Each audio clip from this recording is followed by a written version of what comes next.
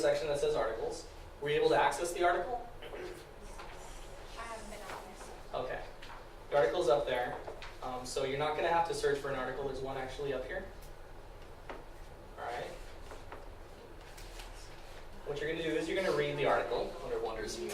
And then there's an article outline that I'd like you to follow. That's also up there right above it. Now, one thing that's different about this, I'm going to change it because like I taught the last class, last quarter I taught 744, and I remember when I did the article reflections that there was a way to do the assignment in Blackboard itself instead of everybody having to print it out and just killing a lot of trees and everything. So what's going to happen is that article is actually going to be in an assignment, similar to how like the quizzes are and everything. So it's going to be in a similar format to that. And this rubric though is going to be up there for you guys to peruse it. Essentially what I'm looking for in this is I'm just looking for sticking to APA format. I'm just looking for an abstract of the article. I want to make sure that you guys are able to read the article. Now I understand that at this point in your academic ABA career, you haven't had all the coursework. So I know that your ability to interpret what you're seeing in the data isn't going to be the same as when you're done. So I'm not expecting you guys to be interpreting this stuff like BCBAs. That said, I do want to know certain information, like how many participants were there. Can you define the behaviors, like target behaviors? Describe the procedures and how the data was collected. Check the inter-observer agreement. Basically stuff that we've covered in class to this point. With the exception, I think, under the tactic or tactics, we haven't really talked a lot about differential reinforcement. I don't know if that's been covered in Connor's class yet. Have you guys covered that? Differential reinforcement? No? So some of that might be token economy. Okay. And oftentimes this isn't asking you to dissect its veracity and how functional it was, or if it was a bad idea to put it in there or whatever, so much as I'm asking you to basically list the tactics that were there and how they were used. Essentially what this is, it's almost like a book review, but this stuff is definitely not stuff you would assign to the average person to read. So just to clarify, so we do the abstract and then we answer the rest of the questions. Pretty much, yeah. Answering the rest of the questions should present itself, it shouldn't be just like one sentence here, one sentence there. I mean, it should have a flow to it. And then summarize the results of the study. And then the last portion is you basically, now that I've given you the study, I'm trying to find studies that are conducive to what we're covering in class, so they're not just out of left field. But how can you adapt that to what you're doing in your current field or your life or whatever, your way of thinking? Or can you? Or do you feel like it's too abstract? I mean, that last portion right there isn't so much, I'm not looking for a specific answer, so much I'm looking for your own personal reflection on it. Okay? So I'm sorry if I cut you off. I think you're asking something else. No? So what you want us to write it in, like on that form, or you want us to write it? Write it in that format, but you don't have to like have number 9 summarize the results and then write underneath it. So like, just make sure that each of your sections in your reflection follow the outline here. Oh, okay. Yeah, this is a guideline and an outline for you to follow. I'm not expecting you to say bibliography. I mean, you could, if you would like, you could. I'm not saying you can't do it for these 5 articles. I'm not saying you can't do that. But yeah, don't feel like you're bound to it. Just make sure that you have the flow as the same, and that all the information this is asking you to have is presented in yours. Okay. Okay. Do you have one as a sample? I did, but then the thing is I have to edit it some more. Now, if some of you are uncomfortable with it because you're like, I don't want to turn it in and just get dinged bad and then have that like mar my grade, I'm not going to be so strict on it in the sense that I'm going to say once you send it to me, it's signed and sealed. I will provide feedback. So you do have opportunity for feedback on this assignment. It isn't that once you send this in, it's like it's signed and sealed and you're done. You can't ever take it back. If I send it back to you with corrections that should be made, and then you send it back to me without the corrections being made, then it's pretty much signed and sealed. So, because I'm recognizing the fact that this is your first ABA class in which you're going to be doing this. A lot of the syllabus refers to earlier, like 741 and stuff like that. You probably haven't encountered this just yet, and if you have, it's probably concurrent, not preceding it. So, I'm not expecting you guys to be at this super high level without feedback. Now in 744, it's going to be a little stricter because these article reviews are going to be a requirement in 744 as well. So consider this basically your time to like test it out, see what I'm looking for, what things I need to be changed. I'll still provide you feedback in the other one, in the next quarter's class, but it won't be as fleshed out. I'll be decreasing my prompt. So I won't be hand over hand typing for you, but I'll still provide feedback, like maybe you should take a look at your bibliography just to make sure. Things like that. Or if in the findings, make sure you elicit certain findings. And if possible, write it in with appropriate punctuation, because the syllabus is pretty clear in what the 5 criteria are that I'll be grading on. So organization flow, description of it, personal reflections. You could say these 3 are essentially covered in the outline itself. Okay?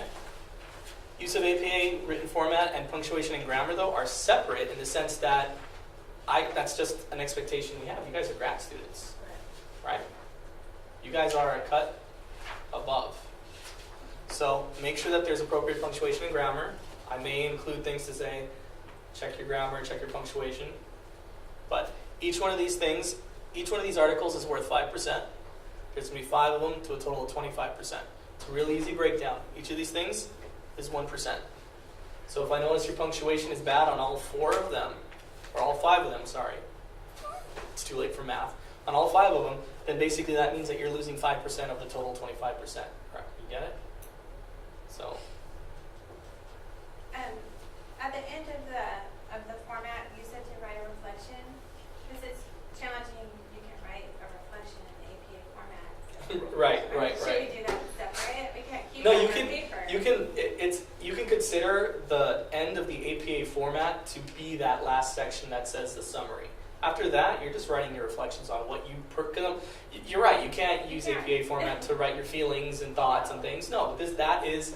It's not. Doesn't have to be a separate document. I'm not going to be looking at APA format for that. I am going to be looking at grammar for that though, because I don't want. I don't want your. I don't want. I was going to say that. I don't want your private event. I don't want your private event thoughts. Okay, to be incorrectly spelled. So we can write I instead of. Yeah, the for that writer. section, yeah. For that section of it, yes. I'm not going to look at it and say, We didn't say the writer. yeah, no, or the assessor, or the observer, or the writer. Yeah, Okay. the reviewer. No, you have to put that. So what is our timeline? Because I see that this one was due to, no. Well, because I was meaning to talk to you about that, Oh, okay. because I checked online to see what has been done so far, and I noticed not everyone has taken the quizzes either. That's something I want to stress. While you have unlimited opportunities to take them, I would encourage you not to wait till the last minute. Yeah, I can. Right now, there's only one because I Oh, wanted to test the waters. Yeah. Sorry, I mean quizzes in the sense that I'm getting quizzes back from you. So quiz is quizzes. I'm not meaning that there's more than one. No, it's just. Yeah, so I wanted to test the waters to see the responding, and it's been a while. And I was going to talk about this last week, but I was sick. So I haven't seen a lot of people taking the quizzes. I'd encourage you to do so. I'm going to start putting them up, and we're going to get caught back up with the schedule on that. But the article reviews, what I would recommend you do now that once I put it up in the assignment format on here, attack the first one as soon as you can. The second one will be up before the week's end too. So we should by this week at least one, Mhm. next week 2, Right. and I mean, it won't be each one due each week. okay. But yeah, you can generally look and see once you see the article go up. Okay. So check your Blackboard. I would check it at least once a day. It doesn't take a long time. Just go on. Oh, nothing there. Fine. Once you see an article up there, I would attack it as soon as possible. Okay. Can you go back to number 6, I think, on the, Sure. I'm not sure I'm understanding what's in the asking. This one right here. Yeah. The inter-observer agreement. So remember, this is the one that we're looking at, and it should say that specifically in the article. If it doesn't, then just put that it didn't say it in the article. Okay. So, but it should say that there was an inter-observer agreement. This is how it was taken. This is how that we went through it, and this is what we came up with for our inter-observer agreement. Okay. Not all articles will say that. I think the article I put up there was more of a review. If it's more of a review, then some of these sections may not apply. If you note that they don't apply, then just say it does not apply. I'm not always going to throw articles at you that are like studies with graphs and experiments. Sometimes it's just as pertinent to study articles that are more a review of data or a review of articles and showing a trend in the field. So if you find one that doesn't apply, you can put that in there and just make sure it doesn't apply. Otherwise, the feedback will say, double check. But For the, I'm not here to trick you. That's what the board does. the independent variables, Yes. what? Funny you should ask. We're going to cover that today. I think it was also covered in brief, I think, on the last presentation, the one that I didn't get to teach on, but more in terms of where the independent variable fall on the axes. But today we're going to cover what the independent variable is in these studies and what the dependent one is. So you should know that by the end. Oh no, this isn't statistics. Well, just like. This is the anti-statistics. Okay. Actually, if you ever, as you're taking the board exam, see an answer that says using stats, using statistical methods, using group design, you can guarantee that is a false answer. So you can automatically throw that out. Just think about, in the world of ABA, stats is the devil, and it doesn't exist. Okay.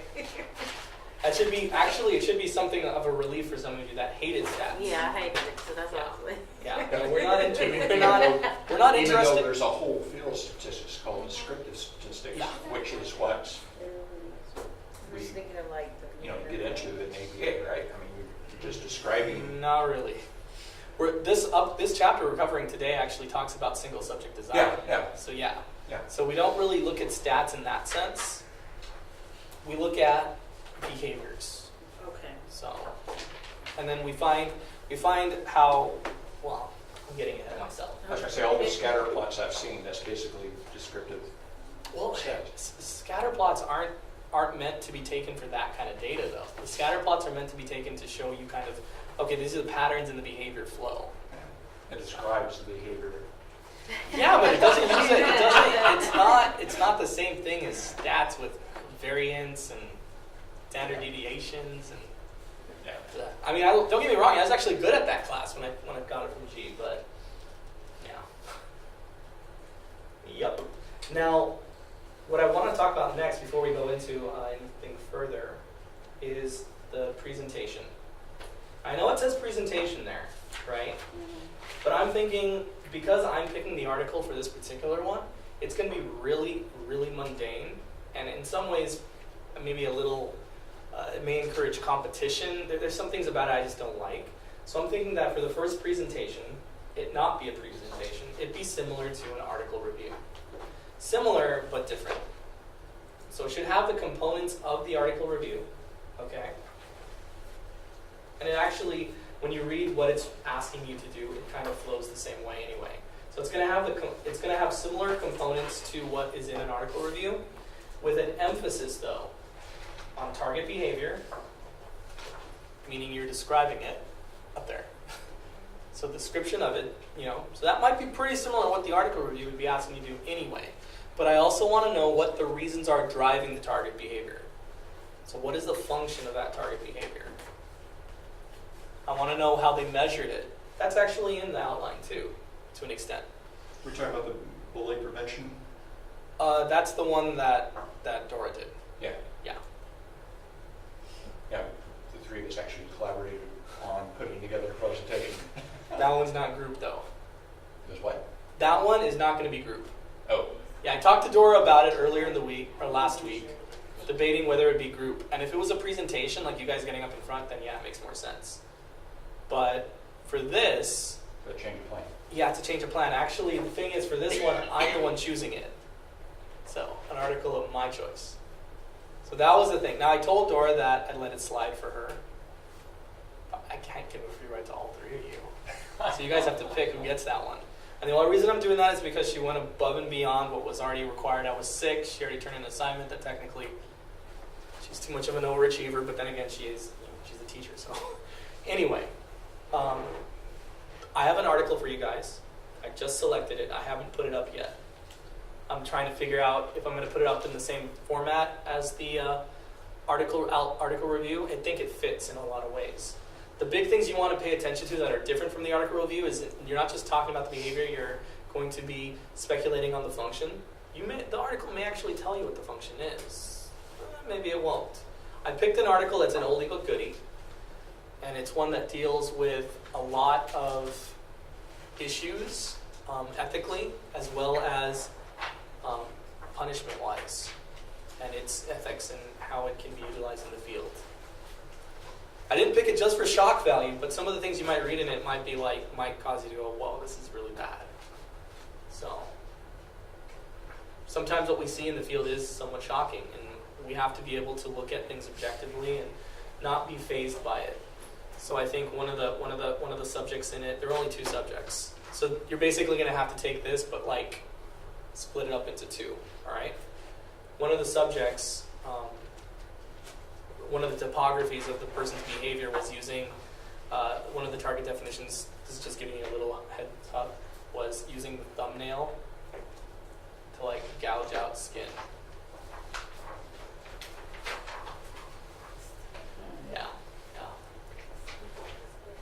Yeah. So it's going to be kind of a shocking one. It has the same section where you need to have your reflections regarding the article, and no, it doesn't have to be in APA format. What That- not? That last portion right here. Oh. For this particular presentation, I'm paying attention less to APA format and more to the target behavior. So if you feel like you lose objectivity somewhere, if you feel like you have to prioritize your mental faculties and resources, target the behaviors that you're seeing in the article. Target the interventions that the people used. Just a heads up, this is again going to be covered today in the lecture, but interventions when you're dealing with an experimental study are not just interventions, they're basically conditions in the independent variable that they're using to see how it affects the dependent variable, which is behavior. Okay? Just to clarify, Moving too fast? it's going to be a different article or the same one? This one is a different article that I'm going to put up. I took a long time finding a very specific article I wanted to find that had behaviors that were very clear to define. But it didn't really go into too much in the function, at least not in the beginning. You have to read in between the lines. So are we going to present in front of the class? Not for this one. That's why, as I read this, I felt when I looked at it, that and the fact that we missed a class period. So I can't expect you guys to generate what's not there. What I would do with this one is, the focus on what this one's actually looking for. It's looking for you to be able to identify a target behavior, to break it down into its core components, whether you're seeing it or you're reading about a behavior, okay? And it's asking you to see if you can look behind it to see what is the real function behind it. And I don't know if you guys have gotten to that part in Connor's class just yet. So for the presentation, we're doing another paper. This one is the midterm. You can look at it that way. Think of it as the quote-unquote 6th article review or the midterm. It's also weighted heavier too. So take more care with it. This will be on Blackboard. Yeah, I have the article, I just have to put it in the format that I have to calculate the amount of points it's worth so that at the end all the points add up, otherwise Blackboard goes crazy. So just to synthesize what you said, this really is an article reflection, not a presentation. We're calling it as a midterm for weight for our grade, and Yeah. we need to focus on function. yeah, And target focus on behavior. the things right here and see how it fits within the actual outline. I Okay. mean, just by looking at the outline and looking at the 5 descriptors here, you should be able to see that a lot of them correlate. So you've got the description of the target behavior. That's right here. Define behaviors, number 4. You've got reasons driving the target behavior. That one's not in the outline, so that one you have to actually think about. What's causing the behavior to occur? Let's see. Measurements, that's right here. Define how the procedure and how the data were collected, so that's what would be in an article review.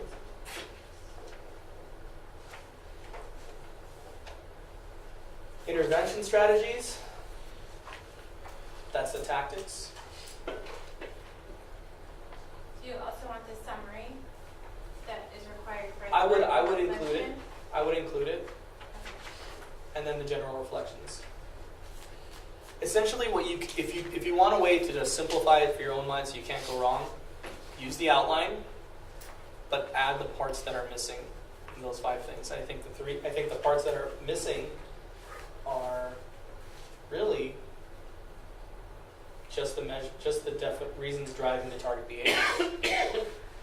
Essentially, if you stick to the outline, right, you're going to be getting at least 4 out of those 5 things hit. Again, because this is a midterm, I would treat it with more care than just an article review. So take a little more time with it. It's not due next week. I'm not expecting that to be due next week. Let's see. So we pretty much will have to at least 1 article per week and then 1 week 2 articles to keep up. At least. That's one way of looking at it. Now, the article reviews have a more flexible timeline on them. I treat them similar to how I treat the quizzes. But one thing I want to caution you on, all right? I'm giving you guys a long leash.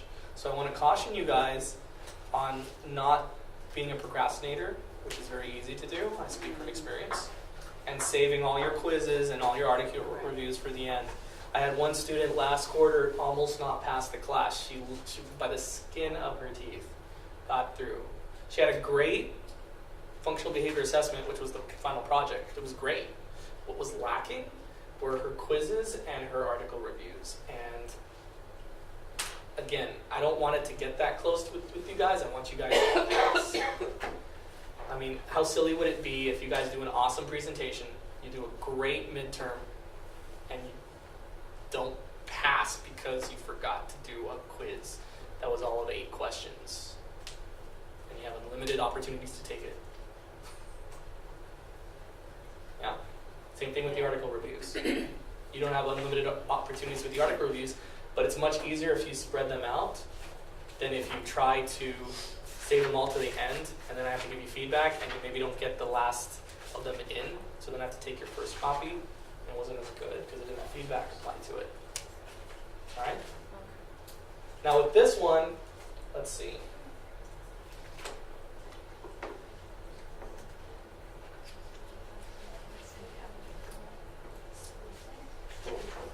According to the class schedule,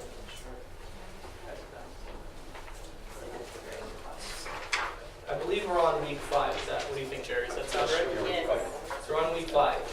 So next week is the check-in. And check-in is pretty much just a free-for-all to finish anything we haven't finished already. Like if I don't finish all the presentations today, I'm going to try and look fast. But we've already consumed time and I have double duty. So if we don't get through all of it today, one of the things I also wanted to do with the check-in is actually put up a video for you guys. Have you guys actually look at the video, give me target behaviors, write them out just on paper so I can see where you guys are all at. You're not going to be graded on it, it's just a check. And then I'm going to have you take data on it. We're going to pick a behavior that we see in the video. And we're going to say, okay, so we picked this behavior. We're all going to take this behavior. Here's the operational definition. Let's take whole interval data. Let's take partial interval data. Let's take momentary time sampling. And no, you can't use your phone. Because what's going to happen if you don't have electricity and when you have a pen and pencil? Oh my gosh, caveman. So yeah, so I'm gonna have you guys take data on it that way. I would like to even go so far as to have you guys start to graph some of it, but I don't know if we're gonna get to that point. The main reason I want you guys to take data on it is because we're gonna be looking at a very common behavior. We're all looking at it.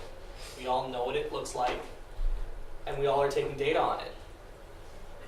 I want you to see 2 things. I want you to see, 1, how taking different types of interval data collection on it changes what the behavior actually looks like if it's to be graphed or if it's to be presented.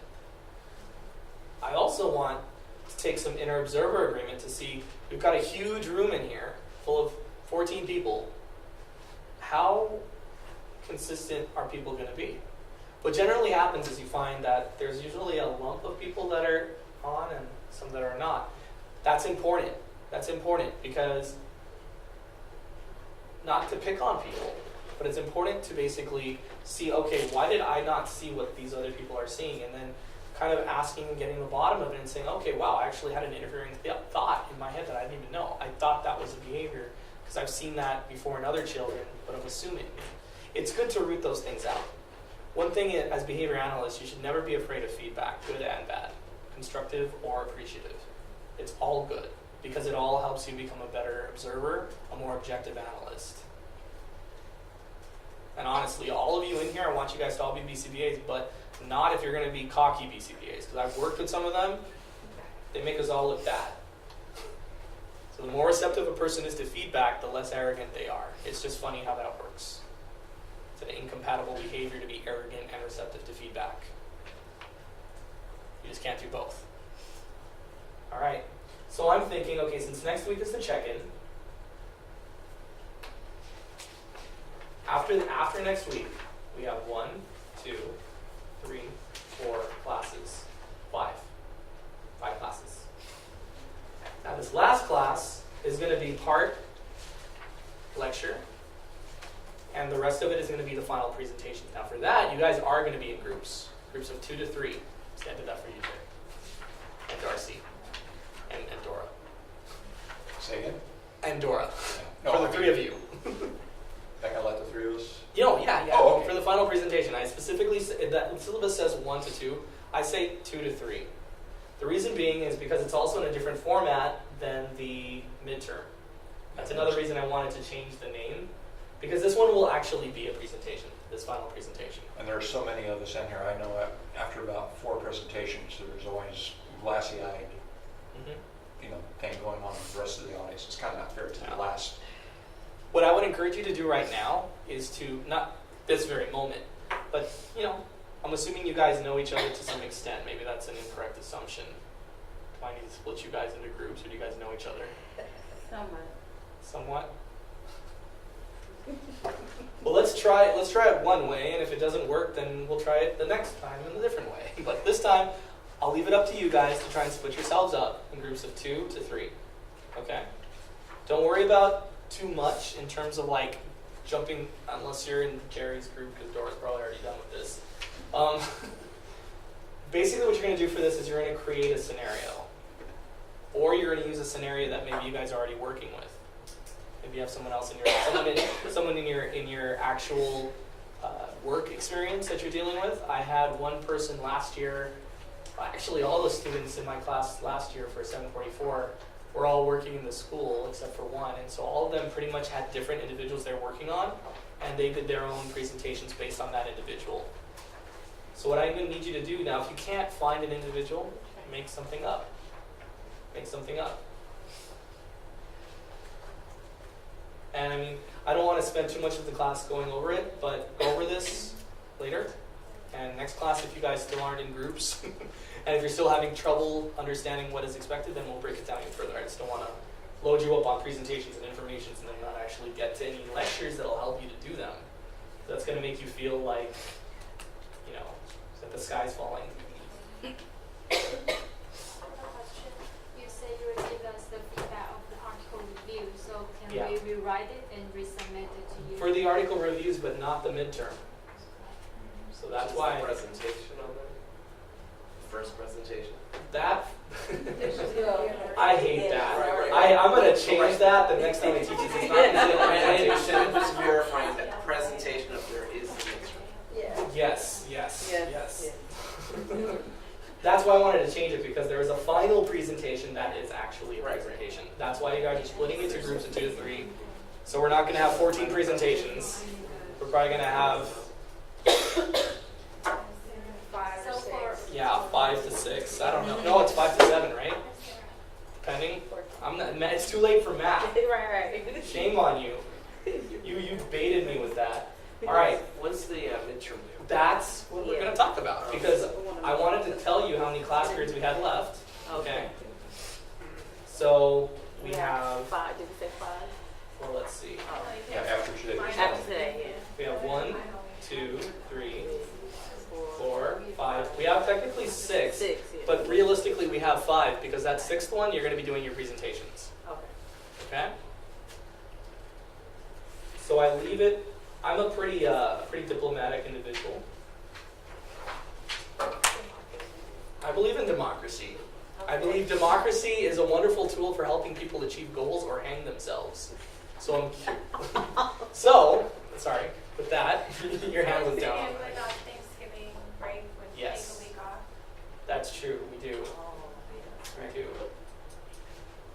Was that written into this? I don't think Actually, I so. don't think it was. I don't think you addressed it. So that's cutting us down. Well, it's good we're talking about it now then. That's fine. That's why I was saying we'd like to do one article per week to keep up. Right. At least plus double up in 1 week to get the presentation. When's the last day of class? Do you know, Keith? The week before the 12th. And the 12th, I think. Of is December, you next mean? week. Yes. So the first week of December is the last class period. Yes. And then the 12th is supposed to be. That's last week. It's supposed to be next week. Oh, so the 9th? Yes. It's next week. According to the schedule that they And the week before that is Thanksgiving break, Yeah. the last week of November. Well, it's not the week before it. It's actually the week and a half So before it. is the 9th of December the last night of class? That's what I'm hearing. Yeah, that should be finals week. The week of finals. Does that sound right, Jerry? I'm looking. Online right now.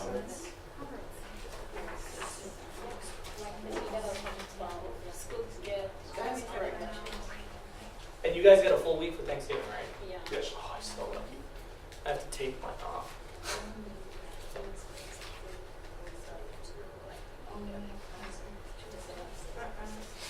So either 8th or the 15th should be the week of finals. I don't know which. Oh, so it could be the 15th It too? could be as late No, as. that's It could be. because school closes on the 11th. The 11th is the last. The 11th is exam. the last day? Yeah, last day of exam. Okay, well, if that's the case, then 1, 2, 3, 4, 5, 6. Counting today. So yeah, I guess they didn't count Thanksgiving in that. Okay, well, that's good to know. So we got 5 more classes left then, technically? It sounds a little off. Yeah. So we got check-in next week, and then we have the last week, whatever it is final presentation. So that leaves us with, what, 4 or 5 in between. You're right. You're right. Okay, so then we're on the 28th. 25th is where we're going to have Thanksgiving. We have 10 weeks for this. Yeah. This quarter. No, so I think you're right. I think it is 9. So okay, looking at things pragmatically though, we have 3 weeks between now and Thanksgiving, and we have 2 weeks after Thanksgiving. Now, the last week you're going to be doing your presentation for the final. So I would advise that the midterm be due sometime between or before Thanksgiving. Is that the 18th then? Yeah. I would personally say either the 11th or the 18th, depending on how much time you need to meet with your groups to, or if you're comfortable doing it with it over the phone. The 11th is a holiday. The 11th's a holiday. It's Veterans Day. Do we have school? Tuesday? That's right, yeah. No, we it is. don't have Really? Yeah. Yeah. Seriously? Yeah, it's Veterans Day. I don't think it's Yeah. celebrated Yeah, for it all is. of them. I've never heard of that. We don't Public give it holiday. here. We don't give it here. Holiday. We don't But get it's it. not. I don't think you guys get it. It's a public holiday for, I don't think the university Yeah. takes it. We So don't it's not a have holiday. the university, no, they don't. You could take it off, It's our sister's birthday. but okay. Well, if some of you guys are planning to take that off, I'm not hearing that. But for that, I would say then, what about the 18th? Good. Okay. So the midterm is due the 18th. That gives you a pretty good chunk of time, but I wouldn't procrastinate. Of November. Because you're not going back in time. Oh, December? Wow, now you're really fishing. Okay. All right, enough of this administrative stuff. Are you still keeping the same number of 10 quizzes and 5 reflections, even though the weeks have Yeah. shrunk? They don't take that long to complete. Well, the reflections might. But, That's why we have to at least 1 and double up. I mean, you get the whole Thanksgiving break off. We have family and food. You guys have families? It must be nice. Oh, do you feel bad now? So it's called like request or times user. You could always do it in advance, like Dora. Wow. She's super wonderful. Right. Yeah, no, she's not here. She said she was going to be here. Don't forget Darcy Ann Lyon's name is on that article or presentation as well. That's okay with it. We'll let you slide. But that one, she didn't read correctly because that one said individual. It didn't say group. The second one, the final presentation says 1 to 2. Yeah. Actually, it doesn't say individual. It doesn't say anything, right? It doesn't say group. Doesn't. What about the second one? Second one does, of course. So what's the underlying assumption? Is that you never assume anything. Never assume anything. And yet there is a standard. All right, so today we're going to go over two PowerPoints. I already put one of them was already uploaded, so I'm hoping you guys had a chance to look at it. And so if you just have questions, we can go through it nice and quick. It was kind of a long one though. But the thing is, if some of you have taken classes in psychology, yes, even stats, then some of you Research methods. we've got stats man here. So if some of you have already done that, then chances are you've already seen. I think almost everybody here said research methods. So some of this is probably Materials. review to you guys. I mean, representing data graphically, so graphs. I don't think I have to go into it too in depth, right? We're not getting this for PowerPoint, right? It's already on the blackboard. Shame on you, Sharon. Shame. You just revealed something. All right. You are right, Jerry. That does look bad. Can you get the light? Sure. Maybe that might help. The next PowerPoint I have, I changed the background to be lighter. Have to touch both sometimes. You have to do I what? did it too hard. Both. Okay, so that looks a little more legible, right, guys? All right, so basically when you're dealing with data in ABA, you're always going to use a narrative or a chart. A narrative is simply like what you're going to see in some of the studies where it's actually writing down the information, describing to you in words. But the most common one is actually graphs. Why do you think that is? Easier. Simple. It's easier. You can be from a bunch of different languages, but if you can understand this line going up means that the data is going up, and this line going down means it's going down. Doesn't matter where you're coming from. You can basically come to a similar conclusion. And really the only point, the real reason to use graphs is because you want to make a very simple visual statement of what the relationship is between two variables. Now there's a lot of different graphs that we use in ABA and variations on them. Some of them don't have a lot of variations, and some of them aren't used very often. As we're going through here, I'll kind of show you which ones. But you want to know about all of them for the test, the BCBA exam. Okay, so we've got line graphs, are also known as equal interval line graphs. There's bar graphs, also known as histograms. Cumulative records, semi-logarithmic charts, and scatter plots. Now, if you're thinking I'm just being overly specific with the AKAs, the board likes AKAs, also known as. They love using those. They love using synonyms. So you may see a question that says bar graph. You may see one that says histogram. If you don't know that a bar graph is a histogram and you see the word histogram, oh no. Because usually they'll say, what is best, here's a good example of a question, you're going to get this in the lectures, what is the best purpose for a histogram? Or what is the best scenario that a histogram is used in? And if you don't know that a histogram is a bar graph, and you know what a bar graph is used for, then you're just left to guess, right? You don't want to be left to guess, because they love it when you guess. They love it, because they know the test-taking strategies, and they purposely design their questions to foil it. So you need to know the information. Now, line graphs are what are most common.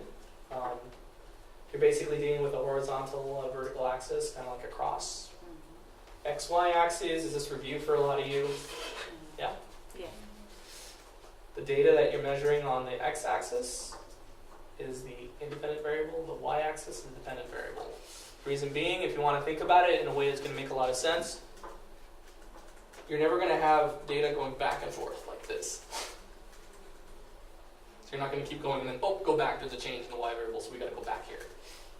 It's always going in one direction. Whereas this can go up and down, stay straight, up and down. So that's a way to kind of remember, okay, which variable goes on which axis, because the independent variable never changes. It always goes in one direction. The dependent one's always fluctuating depending on the independent variable. I used to struggle with that. So now, independent variables are typically environmental conditions and are constants, such as the flow of time or a preset contrived condition. Dependent variables are variables that fluctuate depending on the independent variable at the time. So what we're going to go over in the next presentation, a brief little tidbit, is when we're dealing with dependent variables in a study, when we're targeting a behavior for like tantrum, and we're trying to see how much extinction or how much this reinforcement, differential reinforcement, is going to affect tantrums. Tantrums is going to be affected depending on what strategy we use. So the interventions are always going to be independent variables because you have control over that. The tantrum, well, that's dependent. That's going to change depending on what you're using. It's either going to get worse, it's going to get better, it's not going to be affected at all. So when we're looking at an environmental, whenever you hear something say in ABA, environmental condition, it is talking about external environment, occasionally internal, but usually it's talking about external. And if it's external, that means we're in control of it. If it's internal, we can't. We just have to see how the internal is affected. So like talking behavior, right? Or let's say student responsiveness. The external variable in student responsiveness would be the type of lecture, the amount of visual stimuli in the lecture, videos, how humorous the person is who's giving the lecture, or how boring, how dry the PowerPoint, how hard to read. Thanks, Terry. And depending on how much interaction we get, the interaction is dependent on those variables we change.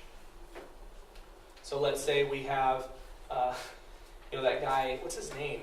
He's that guy that had a very dry, monotone voice. Oh. And he's the guy with the Visine Yeah. things Still that gets the does. right out. Nixon's former speechwriter. Yeah. Ben Stein. Ben Stein. Ben Stein, Ben yeah. Stein, yes. So let's try having Ben Stein be the lecturer, or let's try having like a comedian be the lecturer, and let's see how much responsiveness we get from the audience or the students in this case. Well, it looks like with Ben Stein we're getting a lot of sleep. We're getting a lot of iPad use. We're getting a lot of iPhone use and dazing, looking at the ceiling, drooling.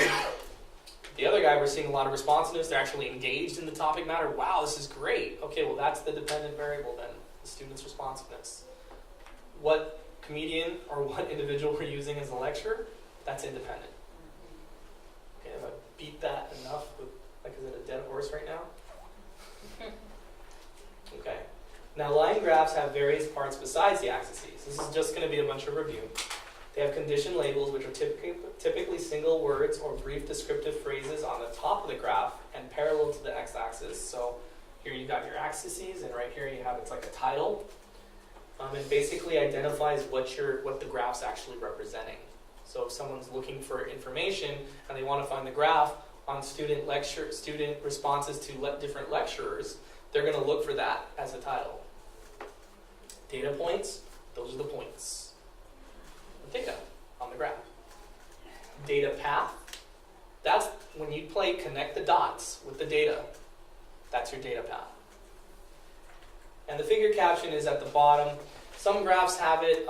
It depends really. If you're dealing with research studies, you're going to see figure captions. If you're dealing with reports from agencies on children in vivo in the real world, you're not going to see a lot of figure captions because a lot of that's already going to be in the narrative. But basically, it is just going to, again, further elaborate on what's in the graph beyond what the title was able to say. Now, there's certain variations to line graphs, because line graphs are above and beyond the most common graphs you'll see in ABA. You can do a lot of things with them. You can measure 2 or more dimensions of the same behavior using 2 data paths, such as frequency and duration, or accuracy and topography. The book is rife with examples on these, but just to give you an idea of what that looks like, you've got one graph, and you have triangle points or circle points, and the circle can be time, triangle can be the circle can be frequency, and the triangle can be duration. And so you can see that, well, wow, maybe let's say we've got duration going down and we've got frequency going up. Okay, so that means then that the behaviors are occurring more often, but they're not lasting as long. Maybe that has to do with inner response time getting less. Maybe they're just less repetition. Or you might see the frequency dropping, but the duration's going up. So Johnny went from having 10 tantrums a day to having 1. Problem is, he's having 1 that's 10 times as long. Okay, wow. So is that really a desirable outcome? It's important to have all the data represented. Because if you just took out the duration, it looks like Johnny went from 10 to 1. Great job! But if you have the duration, they're showing that it's now 10 times as long. So instead of having 10 small tantrums, he's having 1 long one. I wouldn't say that's an improvement. If anything, I'd say that's worse. At least with the 10 small ones, there's some reprieve and rest in between. Right? You can also measure 2 or more different behaviors, each with their own path. You would do that more to see if an intervention is working for just one behavior or 2. So you'd have behavior up here and a behavior down here, and you'd have the same intervention being implemented, and you'd see just how that behavior is being affected. So you might find that ignoring the behavior, not the person, putting that on extinction, decreases tantruming, but it's increasing his off-task behavior during homework. So he's not doing his homework. You're ignoring him, so you're using both that intervention for 2 things. Well, that kind of gives you a clue then. It gives you a clue in the sense that, okay, well, if he's tantruming, then whatever he's tantruming for in this particular graph, it means then that he's tantruming for access. And so if you start ignoring him and not ignoring him completely, if you start putting his tantrum on extinction by not responding to it like he wants, and it goes away, then you just took care of that behavior. But why wouldn't it work with the homework one? Maybe it's how you want him to do the homework. Well, you want him to do more homework, but he's not doing any when you ignore him. So maybe that behavior that he's engaging with the homework is because he wants you to leave him alone. So if you're leaving him alone,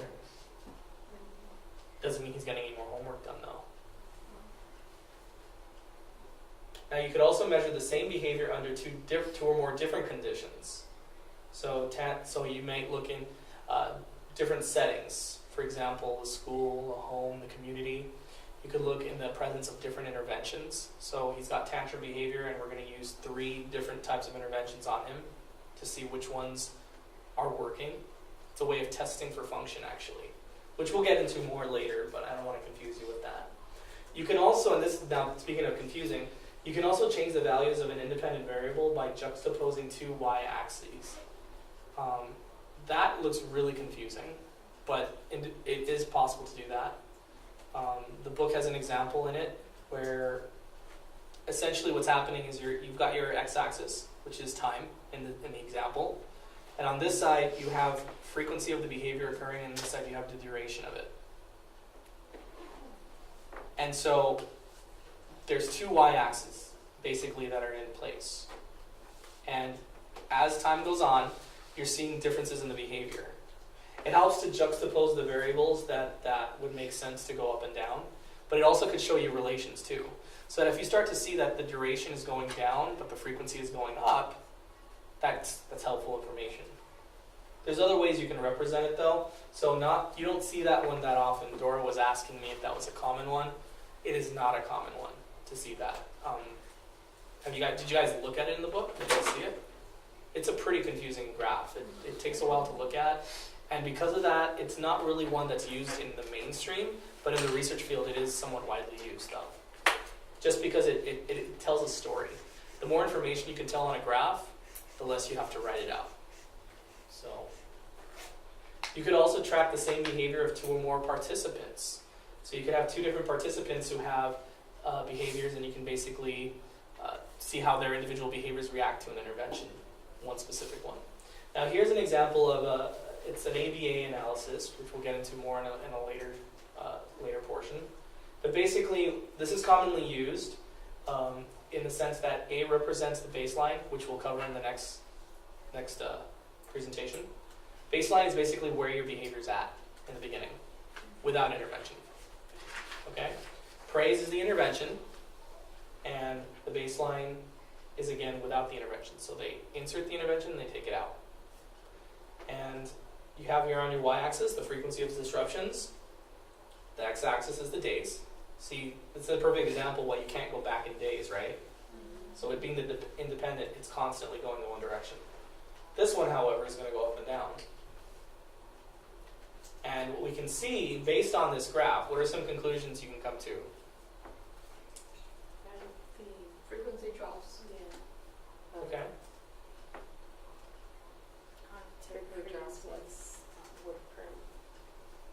Was initiated.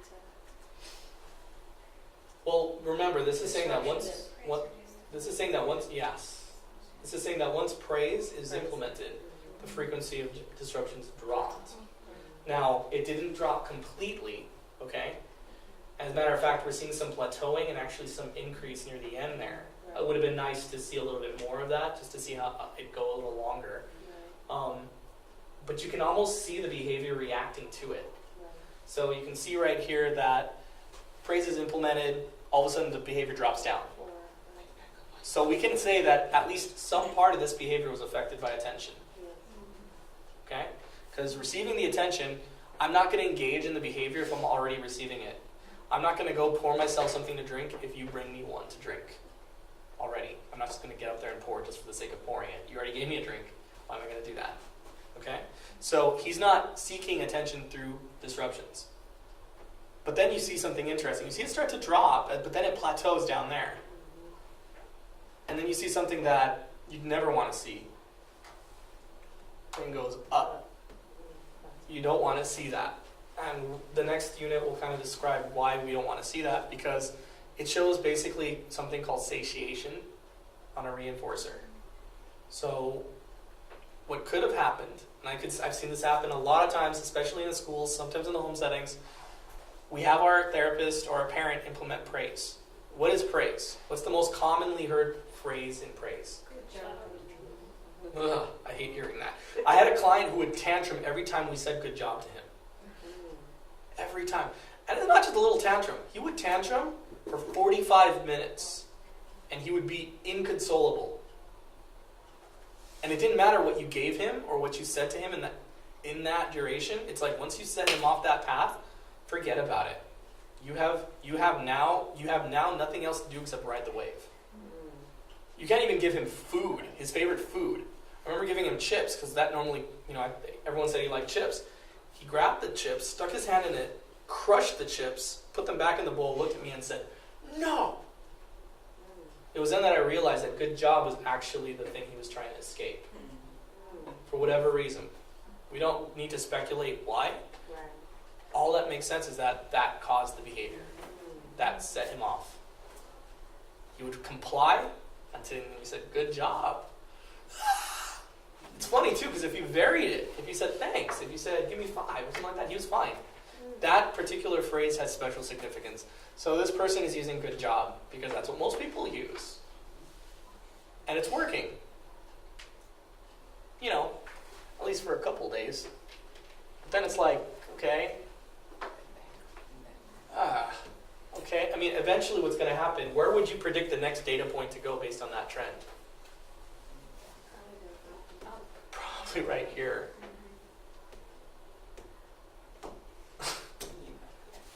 Unless something changed, that's where it would go. So you can take a lot of information from this graph just by looking at it. But overall, even though, and it's likely too that attention isn't the only thing here that was reinforcing this, because it didn't completely drop it off. So there's something else, a little something missing. Behaviors can be under the control of more than one function. Attention in specific can be a means to an end.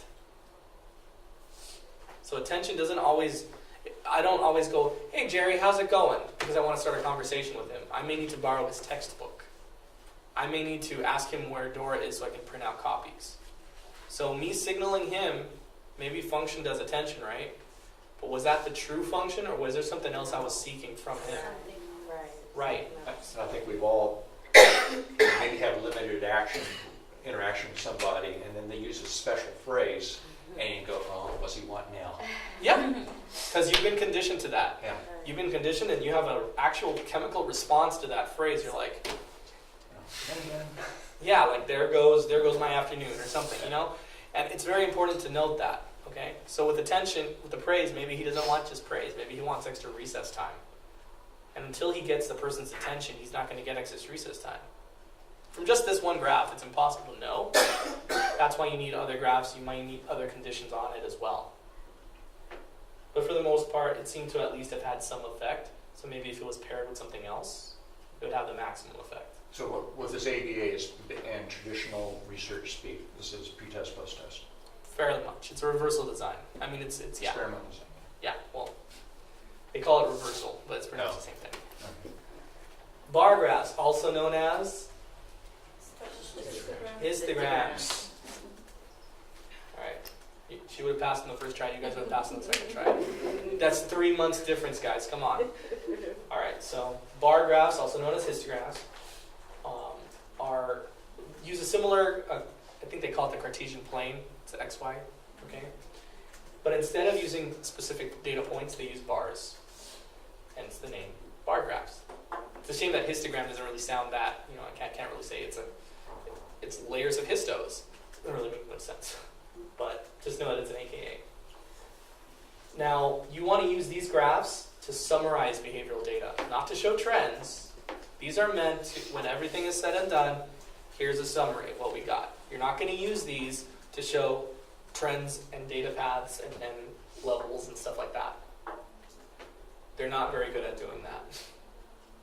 Though a startling number of companies use them in schools and stuff, just because I think it's simpler to put down on paper, but it doesn't give you the flexibility it doesn't give you the knowledge of trends, which is incredibly important as we looked at that last graph in terms of knowing whether or not that intervention was really working or if it needed to be tweaked itself. So like here's an example of a bar graph. See, it's got the same format, you know, that an equal interval line graph has for the most part. You've got that x to y axis. You've got the label at the top, essentially telling you briefly what is being measured in there, so you don't have to guess. You've got your independent and dependent variables, but like I said, it's just a summary. So it's not meant for you to look at this and then say, all right, we're going to intervene at this point, because at this point, it's already done. You know? An example of why it doesn't show trends. If you look at that bar graph right there, right, you just see a solid line going straight up. So basically at the end, that is what you got. But what about right here, at that particular point? I mean, you can't tell the speed at which it's acquiring the data. You really can't. So,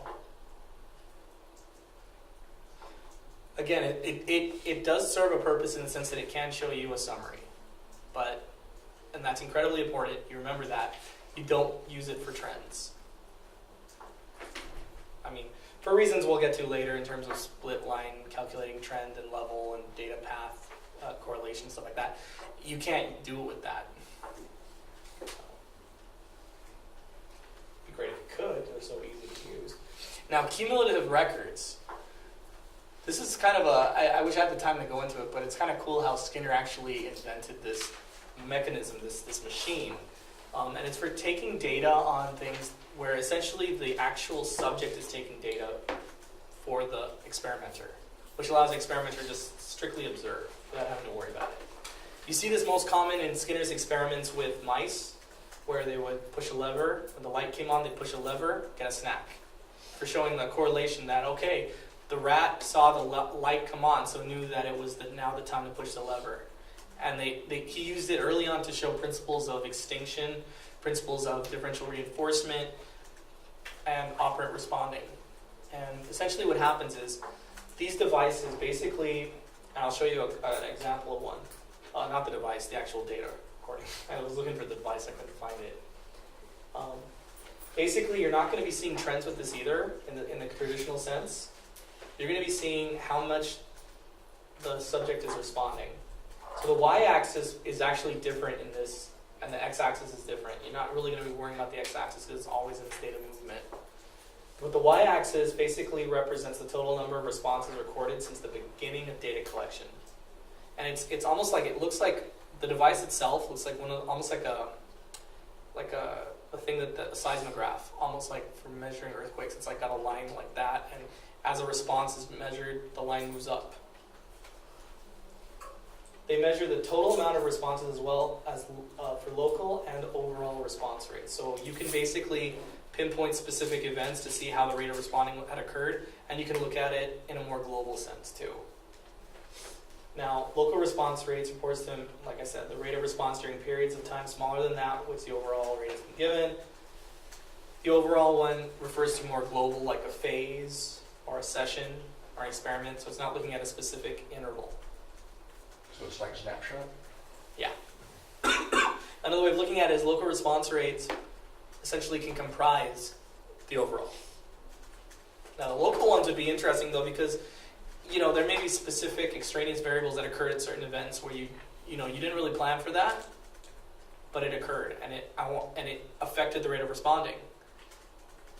One thing that's cool about these things is you can actually take a snapshot of just that specific incident and say, okay, look, wow, that's almost like an experiment within an experiment.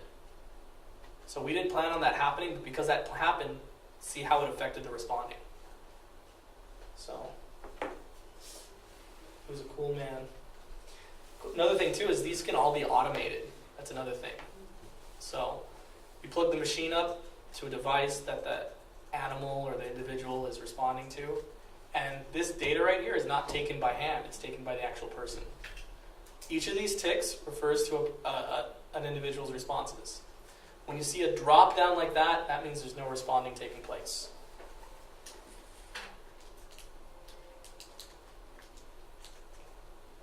When you see a flat line like this, sorry. When you see a flat line, that means no responding is taking place. This means simply that it reached the limit line of wherever they had on the graph, and so then it started again at the bottom.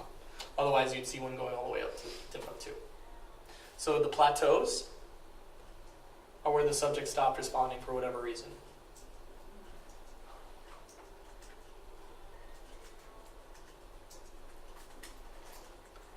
And it's not clear on this graph. Occasionally, you may see lines like that. Those can dictate a phase change. But again, this was probably I was looking for a cumulative record graph, and they really didn't have many out there. So unfortunately, that's the best I could find. I know they have some in the textbook too, though. But I try to get out of the book because I know you guys hate it.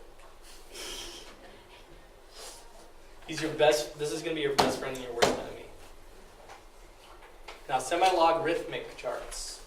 Once you get over the long-winded name, basically what these charts do is they take the y-axis and they break it down into different types of chunks of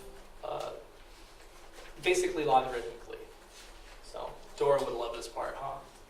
I got to get through it quick then so she misses it. Now on the x-axis, you're going to be basically having equal intervals, just like an equal interval or a line graph, okay?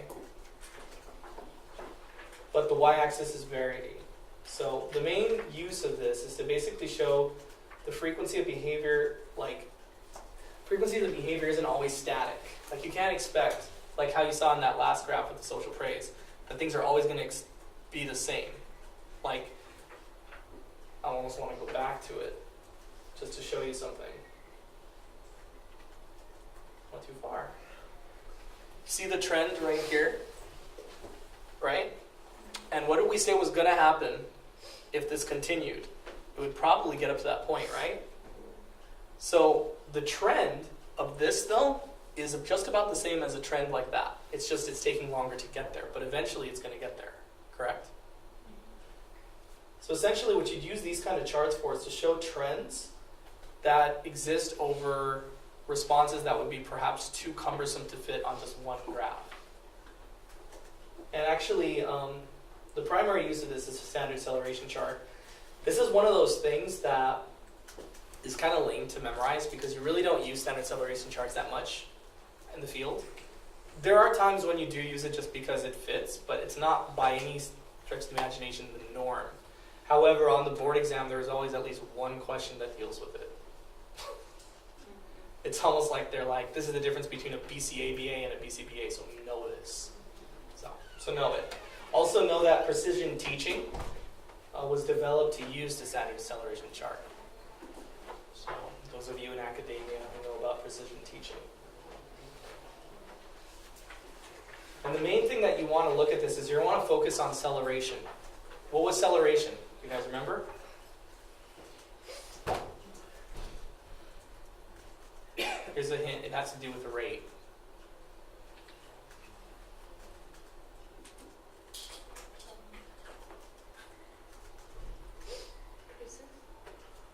Well, it increases, but what, can you be a little more specific?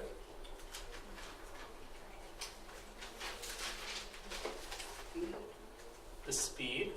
Okay. You're like on the cusp of it.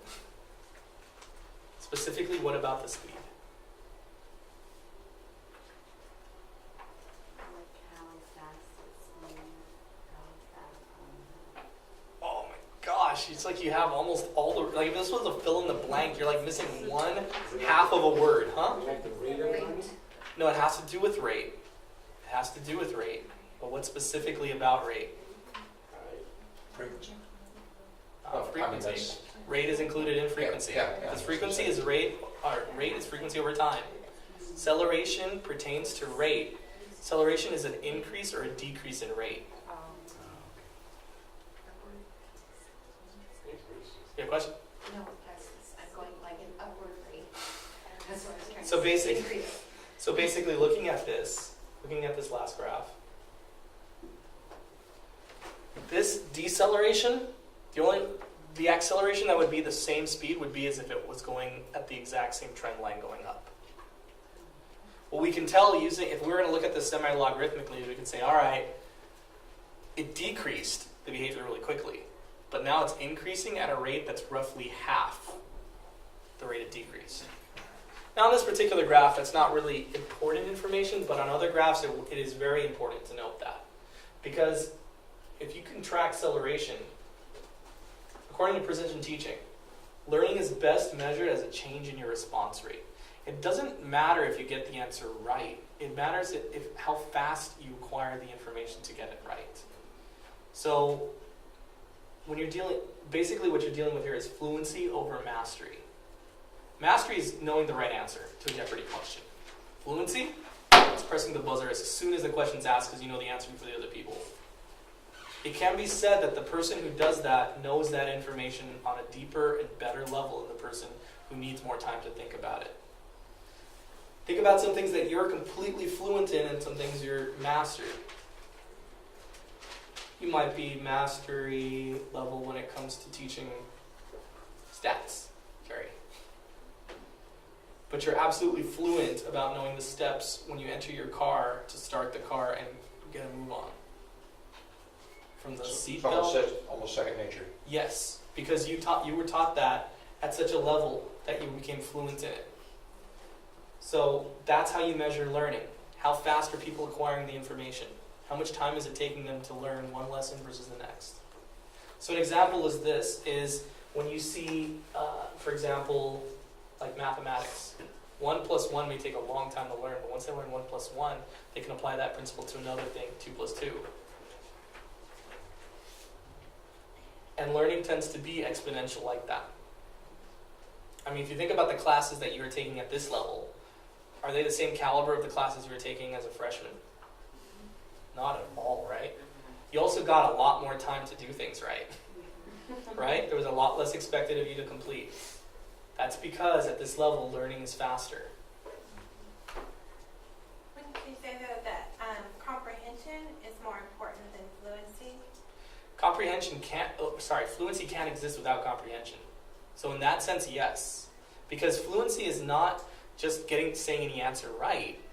Because how do you test for comprehension is by answering questions, basically, right? Or performing skills on demand. Well, I think in a classroom, fluency is just reading a list of words at a specific rate of speed, where the child doesn't have to know the meaning of the word or the understanding. Right, well, The fluency, you have to get away from what the academia uses fluency, because I know what you're talking about sight reading, right?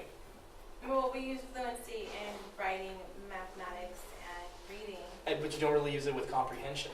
And you That's should. what I'm saying, we look for comprehension But because the that thing is, shows the true knowledge. but the definition of fluency isn't that it's just pertaining to reading, mathematics, and that kind of stuff. It's the rate of speed to acquire a simple answer.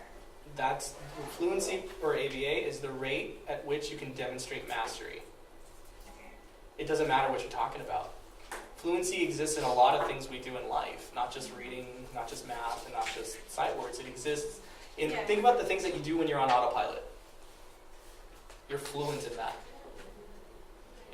How many of you know a second language? All right. Your primary language, more fluent or less fluent than your second one?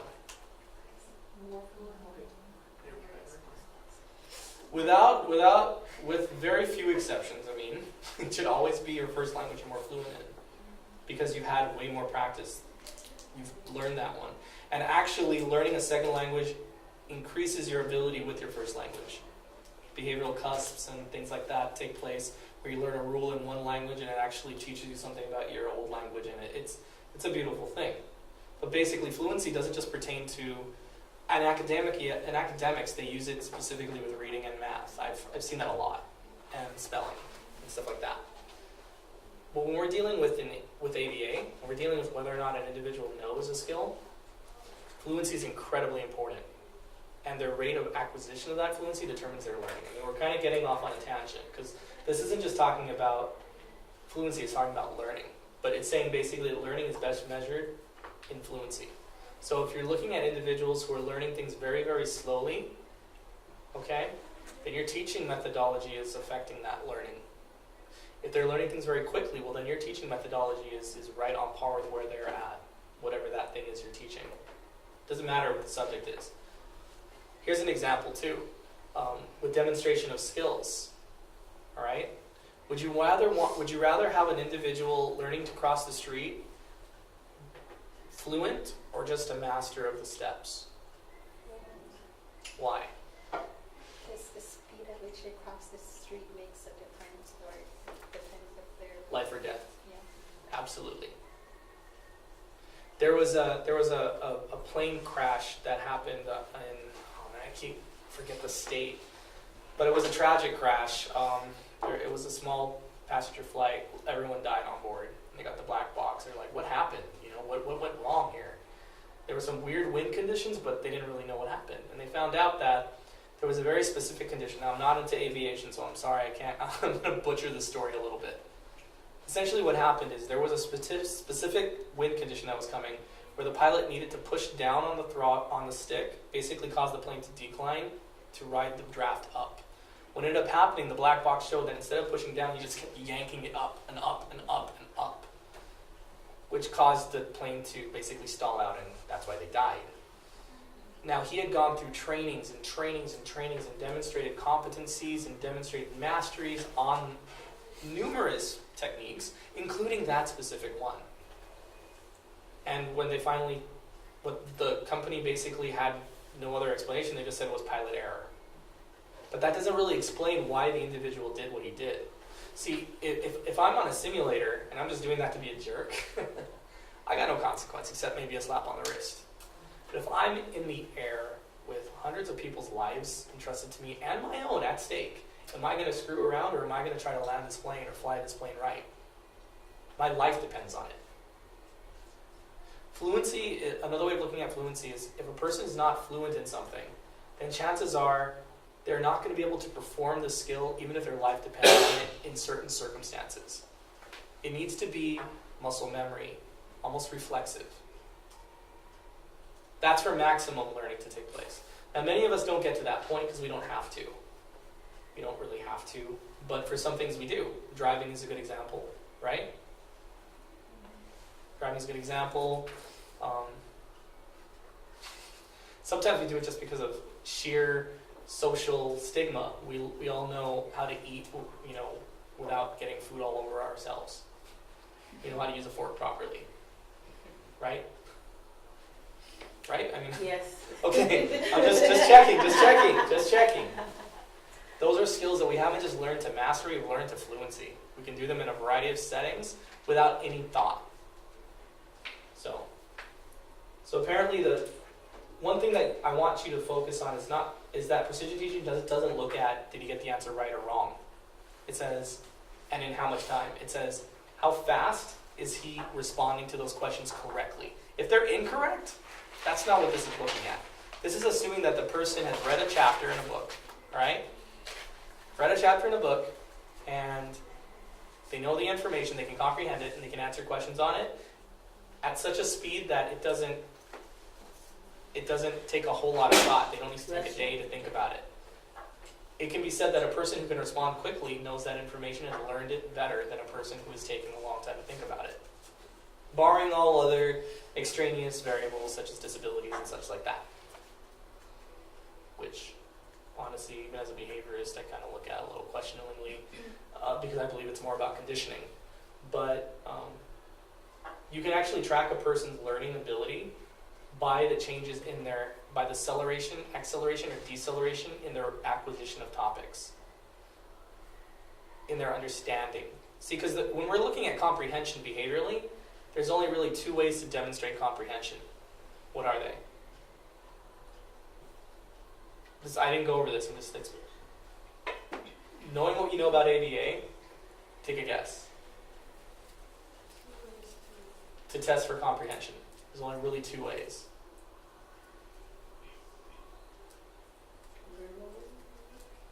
Verbally in what way? Read it out loud. Oh, repeating something back isn't a sign of comprehension. Explain it to you. Reading. Person who did read. You were like, it's like the answer's like right here, and you're like, just you're on the. It's like you're tracing it. You're so close. Okay. What's that? Okay. No. Explanations. Why would a person give you an explanation? Make sure they understand it. Right, but in response to what? A question. So can they answer questions about it? If they can answer questions about it and they're correct, that is a sign of comprehension. At least in the sense that they read and they memorized what they read and they know the information. Now you can tweak the questions to be less word for word to truly check, but that's one way you can do it. There's another way though that you can check too, and that's demonstration of a skill. They can demonstrate the skill in front of you. That shows that they learned it. One of the things that's tricky is that, especially for those of us who's dealt with who are school psychs and have given the whisk more times than you like to count, is getting away from the notion of intelligence. Because in ABA, it does not exist. It's not to say that a person can't think. Thinking does exist. I can think all the time. I'm sure you guys do too. We have those private behaviors. But intelligence as a number, intelligence as a solid, immutable value, does not exist. Because conditions always change and an individual reacts to that. That's one thing that I want you guys to hone in on too. In ABA, we don't look at intelligence and cognition. There's a couple of reasons why. I think one of them was the automaticity of reinforcement. Do you remember what that was? I know it's been a couple weeks, guys. Do you guys remember what the automaticity of reinforcement states? I think Connor talked about it in his class, right? So your response is like automatically produced to the stimulus, right? I think you're right, but layman's terms, like a little bit more. Like, what does that mean? It's like someone knocked on the door and I unconsciously will open it. Well, I mean, that's kind of it, but if the person if every time I open the door I get a pizza, yeah, or I get chocolate, or I get a video game, or I get something really, really cool. Automaticity of reinforcement basically states that it doesn't matter whether you're a man, a woman, from this country, that country, or what species you are. Reinforcement is reinforcement, and punishment is punishment. It doesn't matter how intelligent you are either. So an individual with Down syndrome can be reinforced just as much as an individual who is in GATE or Mensa. And there are actually some unconditioned reinforcers. I don't know if you've gone over that in Connor's class yet, that don't even have any conditioning associated with it, that really drives the point home that whether you're a man, a woman, a dog, a parakeet, an individual with CP, or a person who is designated MR, cookies can be reinforcing to you. Eating is reinforcing to you. Sleep is reinforcing to you. Sex is reinforcing to you. Stimulation of the mind is reinforcing to you. Maybe not the same thing for each person, but that basic premise. Those kind of ideas basically create the notion that intelligence is not really something to monitor. We can check for learning, because learning can be demonstrated, but intelligence really can't be. A common example is, why did the person score 100 on his WISC? Well, because he's at average intelligence. Well, how do you know he's average intelligence? Because he scored 100 on his WISC. That kind of reasoning does not fly. It's circular. And it's something I struggled with a lot. When I was actually queried by a lot of parents in the field when I was a school psych, and I really didn't have an answer for them. It was kind of hard. But yeah. So here's an example of a standard acceleration chart. So you've got, I know it's honestly, I was trying to find one that looked identical to the ones that are used in the field. This one at least is the right color. It doesn't look exactly the same, and it is definitely a scrunched up version. But on the bottom, it would have successive calendar days, starting with the first day, ending with 365, okay? Each day, each point would be a day. And I know these graphs look messy. Essentially what you would have here, though, is varying amounts of time. So as you go up from the top, you go with the total amount of, let's see, was it? I always get this part mixed up. Because I know that the time is logarithmic in the sense that it goes up to a day and down to, I gotta look this up, guys. You can tell this isn't really something that we use a lot in the field. It looks confusing just by looking at it, yeah. Yeah, that's one of the reasons why we tend to not use it, because using it Kind of defeats the purpose of easy. a little bit. Okay. So essentially, what you have on that side, on a typical one, I assume that this is a typical one, is this is at 0, okay? And you have your, sorry. What is that with 0? I think the 0 actually, this isn't done according to scale actually. It's missing the bottom part. Because actually it should go up to 1,000. Because essentially on that side you're dealing with the count per minute, right? The amount of responses per minute. And there's only a certain amount of minutes in a day. So it goes all the way up to the top, the total amount of responses that can happen in a single day. And on the way down, like I'm saying, it's missing part of the graph actually. So maybe that wasn't the best example to show you guys. But essentially what it's used for is not so much just to show a trend in terms of like how a XY equal interval line graph is. This one's more to show you basically acceleration in terms of how much is being acquired. So like for example, from that line right there, they derived acceleration of 1.2. Basically what they did was they took the amount of responses that were happening over the time, and it's over a week. So each of these things represents a week. Okay? Again, it doesn't go all the way. It's just like a subsection of it. I apologize for that. But essentially what it's saying is that when you see a acceleration of that, basically instead of looking at it and saying, okay, it's up this many points, it's more for when you want to show a proportion of change. So when you show that the behavior is cut by half, or you want to show that behavior is increasing by, twofold, that's when these graphs are really useful. Otherwise, what ends up happening is if you try to do that with equal interval line graphs, your y components on the side, because they all stay equal, would go all the way up to the top. The example they have in the book, they they actually have a really good example. It's not of a standard acceleration chart, but it's of a logarithmic chart. It's on page 139. Basically, they have two graphs. I wish I could draw it out for you guys, actually. Do you guys have books? Do you guys see it? It's in the bottom of 139. You have two graphs that are showing the exact same data. One is equal interval, one is logarithmic. Okay? And they're showing the exact same data. They're not showing any different data. But the graphs themselves look very, very different.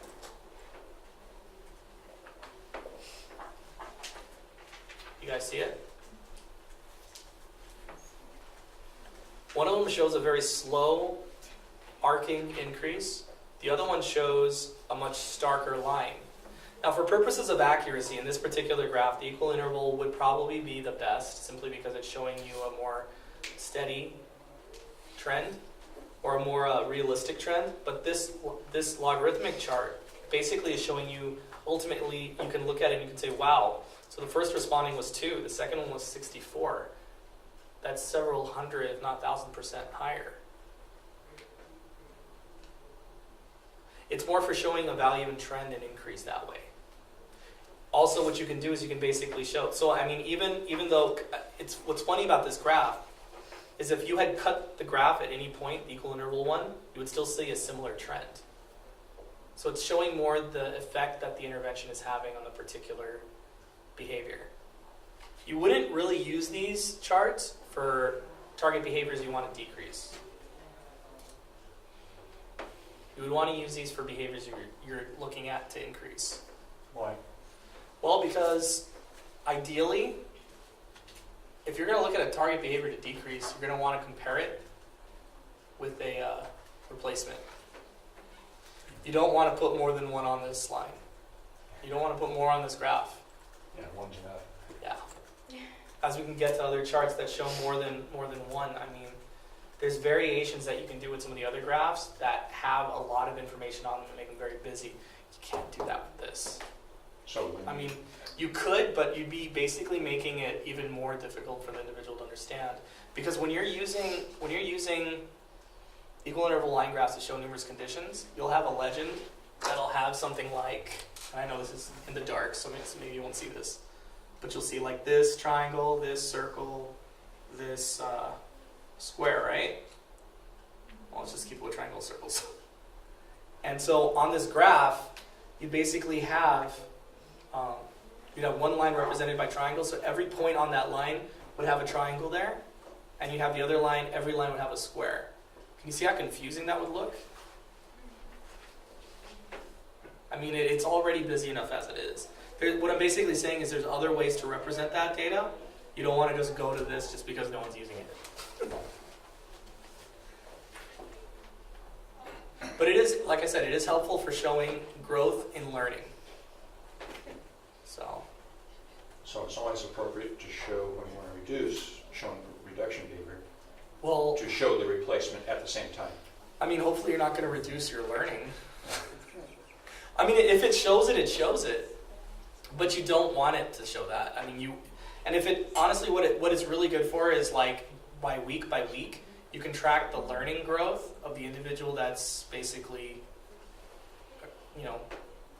basically studying whatever it is. It's more an evaluation, not so much of learning, as it is an evaluation of the intervention. Because remember, in a graph like this, what's the dependent variable? Like if we're targeting learning is the dependent variable.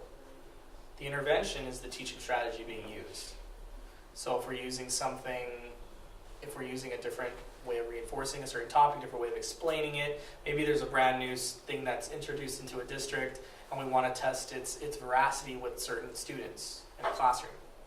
This would be a good thing to check. This would be a good thing to use on that.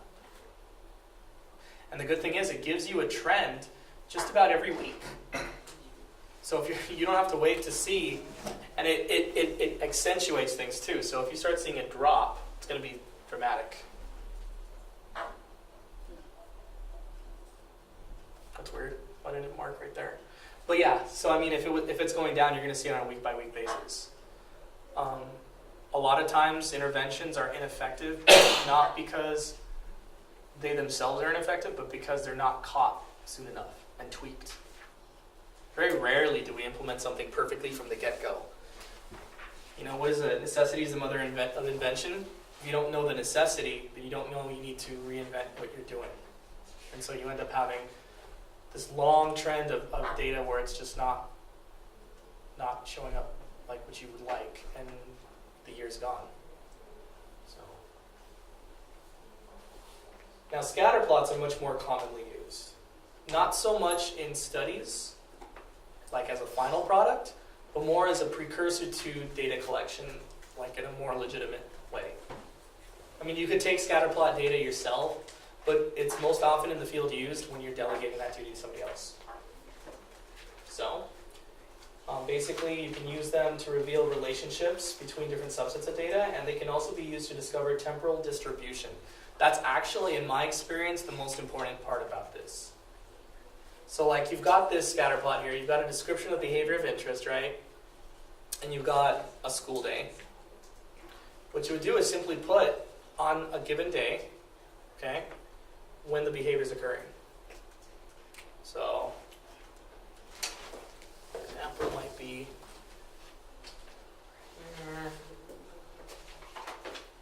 why isn't it consistent?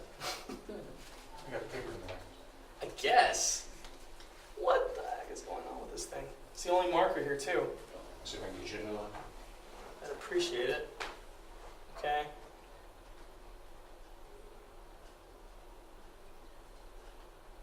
It's working. Jerry's What's that? now that Jerry's gone, it's working. I know, yeah. Well, no. Now you've said something, it just stopped. I think that's You just threw something at a student. Or a teacher. I know, right? Well, if he threw something at a student, he's a student, so it's fine.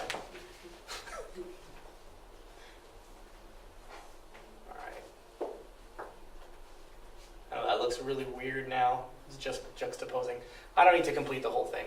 Okay, so looking at data like this, you see the dot? Dot represents that the behavior took place, whatever it is we're looking at. Good or bad. Okay? From looking at this particular breakdown, okay, you can look at and see certain times in the day are more apropos for when you should go to study the behavior, I mean. So like, it seems to be pretty consistent here, very consistent here. So you probably look at this as your first choice, this is your second. That's a horrible 2. You know? And these points right here, they're worthless, right? No. No, they actually can clue you in onto some variables that cause the behavior to happen on specific days when things don't happen. Now the problem with this, okay, is you don't want to wait to this point to come and evaluate and talk to the person who's looking at the data. Because if you think about it, by the time you get to this point right here, right, you've already started to see some trends, you know? So you might want to ask them, well, that's really weird. What would happen right here? Because that's never happened before right here. Why did it, you know? Generally speaking, the longer you wait to ask for information after an event happens, the more likely the person's not going to remember it.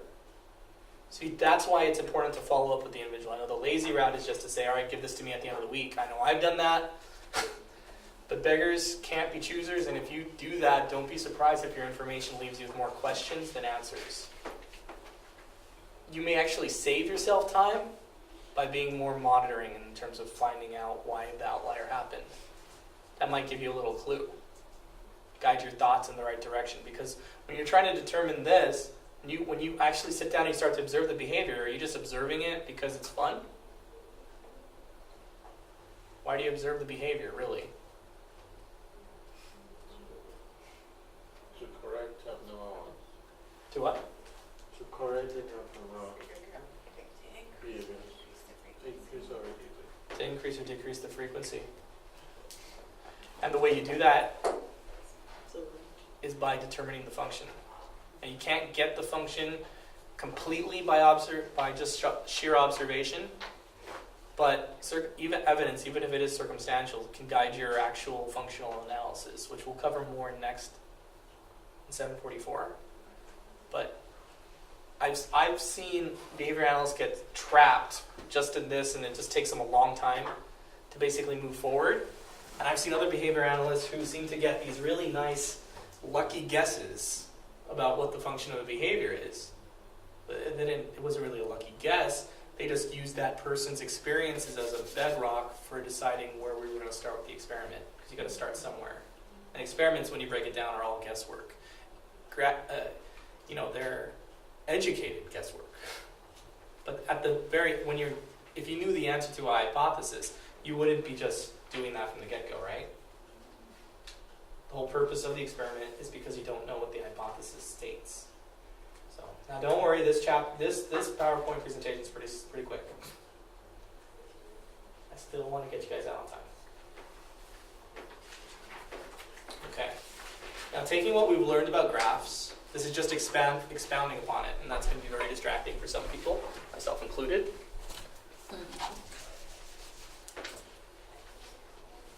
I don't want to see checkerboards on mine.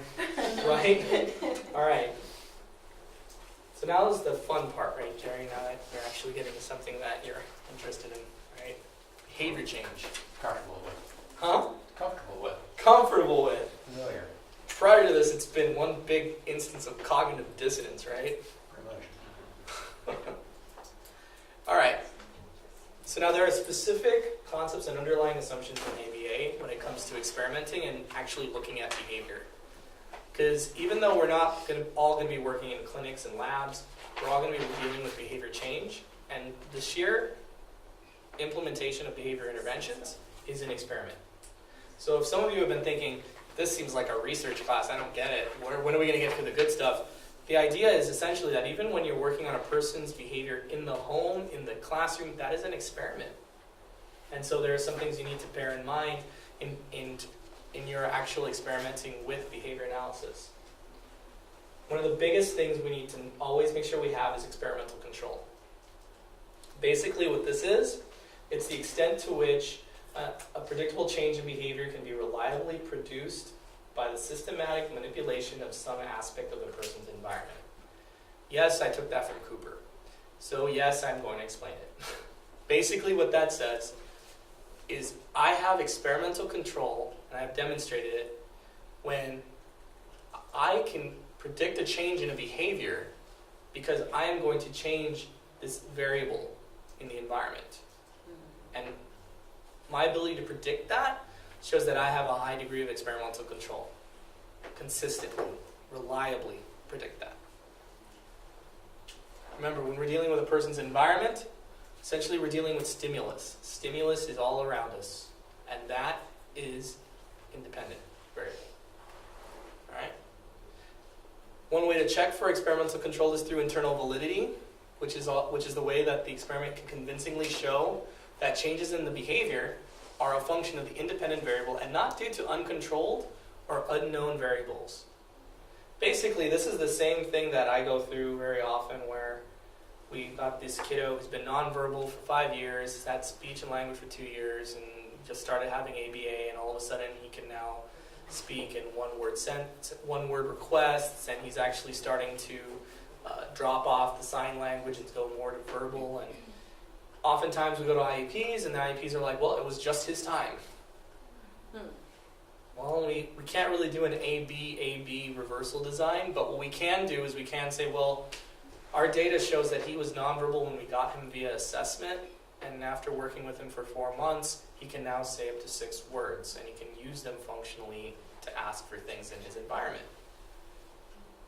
That does present some validity that the change was due to, not just it was his time. Because maturation does affect individuals, and sometimes it is just his time, but oftentimes that is not the case, and it's rare that you see that as being the fundamental milestone. He reached the age of 12, now he can talk in full sentences, and he can answer questions about where he lives, what his full name is, and what he likes to do on the weekends, because he reached 12. Couldn't say hi before, lucky you reach 12. So, huh? Have you had that experience?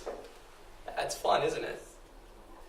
It's hard not to take it personally, but the honest to God truth is, those people aren't speaking from insult, they're speaking from ignorance. They don't understand that certain things cause an individual to learn. That if you tell a person to keep saying a word over and over, they're less likely to do it than if you tell them that, hey, this word will get you cookies. Well, it's not that we're magicians or we give people potions or have them pop these magic speaking pills or behavior pills. It's just that we know how to motivate individuals. That's what it really comes down to.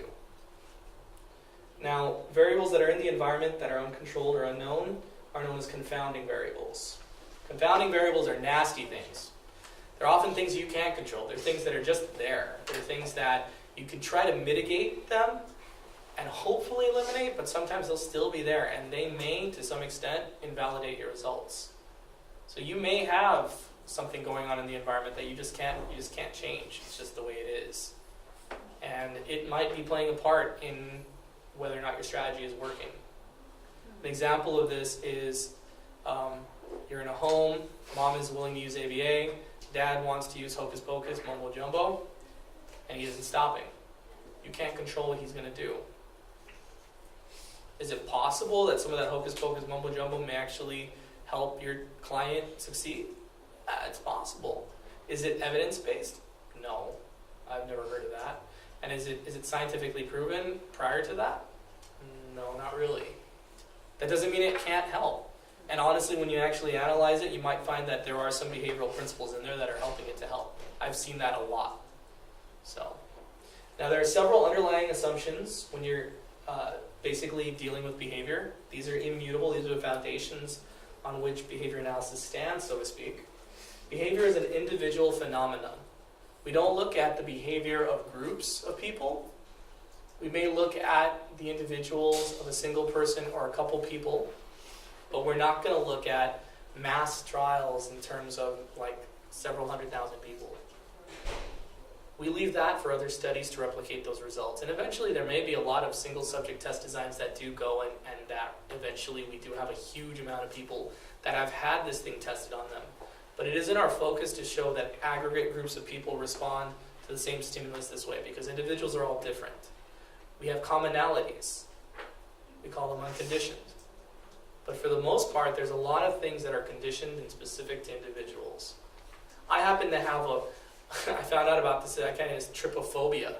It's the fear of, it's not endorsed by the APA, so don't look it up. But it's basically the fear of irregular holes. Like holes, like creep me out. Like cracks in skin, like deep cracks in skin. Like there's this moisturizer thing in the magazine. It's like an advertisement. It shows a foot, and the foot is normal up here, and then they Photoshop on the bottom like dry earth. Right. That just There's a frog that in nature gives birth through its back and has these holes that are left when the things pop out, and they're like these deep indentations. Now, is that me? Or is that the fact that my mom has the same thing, and every time she saw that, she'd be, look, Paulie, that looks disgusting, look at that. And I'd go, ooh. Who knows? All I can say is that in the present, for my specific behavior, I can't stand that. Can that be said of everybody in this room? My wife cannot stand it if I chew and enjoy my food. I have to be very quiet when I eat. I can't smack my food. Even if my mouth's not open. I can't bite a big bite into an apple. I have to be very careful. That bothers her. That response from her is her behavior. Now there's some people in here, I remember last class, some people couldn't stand bubble gum. People popping their gum, they hated it. But the vast majority of people were fine with it.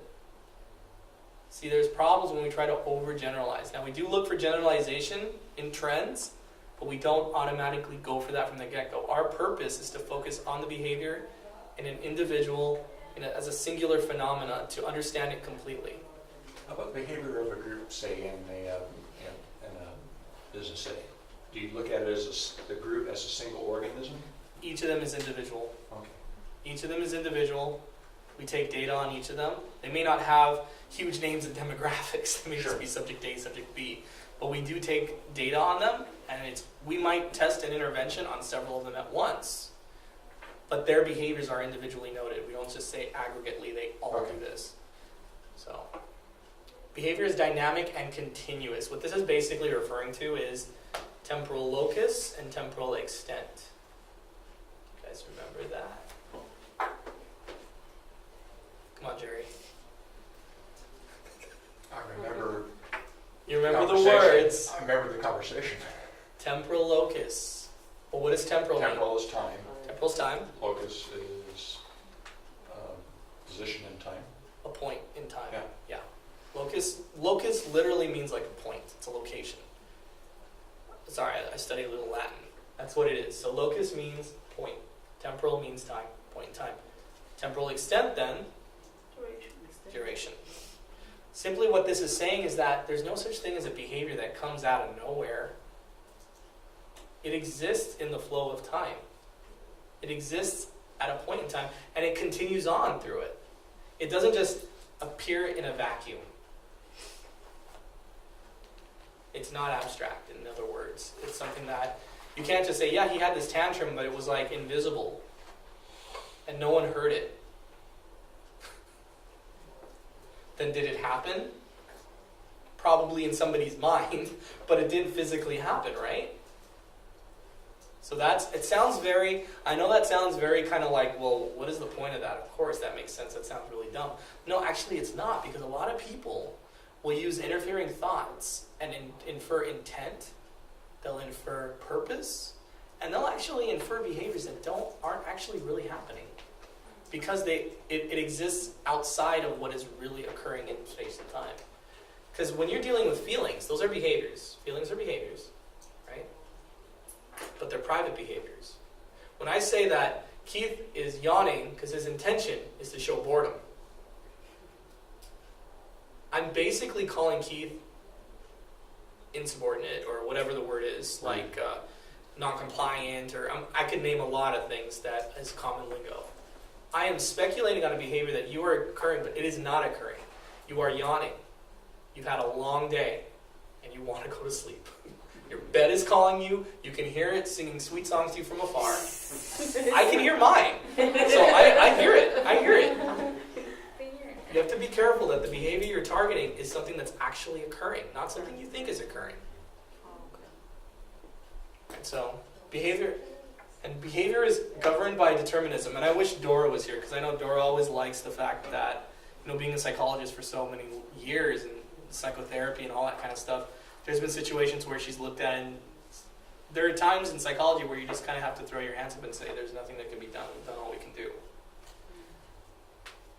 With behavior, ABA, when you're looking at a behavior, determinism basically says that everything happens for a reason. There is a cause behind everything. There's no such thing as a random event that had no purpose behind it, or no function behind it. This says that basically behavior is governed by purpose, by function. Does ABA recognize psychopathology? What do you mean by recognize? I'm going to guess the answer is no. But Well, I don't speak for the whole because somebody field. who is severely schizophrenic, off meds, they are doing things either by the voices telling them to in their mind, or whatever. There's something organic that is driving their behavior. That it's not that. I don't know. It's organic. It's very difficult. It's very difficult, Jerry, because everything is interrelated. Like, even if you say that something is a chemical imbalance, right? Well, studies have shown that when we look at certain people, our brain chemistry changes too, depending on whether we're attracted or whether we have just a disdain or a disgust of the person. Well, that's normal. Right. But I'm basically looking. I mean, when we're looking at disorders like that, a lot of them have their reference point in terms of imbalancing, right? Chemically imbalanced, especially the ones that have medications that are there to correct that. So when we're looking at the abnormal, I say let's look at the normal first because we need a point of reference. So my question to you is then with the chemical response is like, say you met Dora and you fell madly in love with her, right? All right. Okay. So I'm going to assume there was attraction. Right. There is attraction. Right. All right, because this is recording. So looking at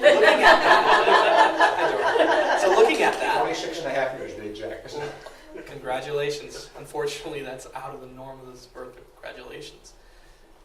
Looking at that, all right, it's kind of a chicken before the egg thing.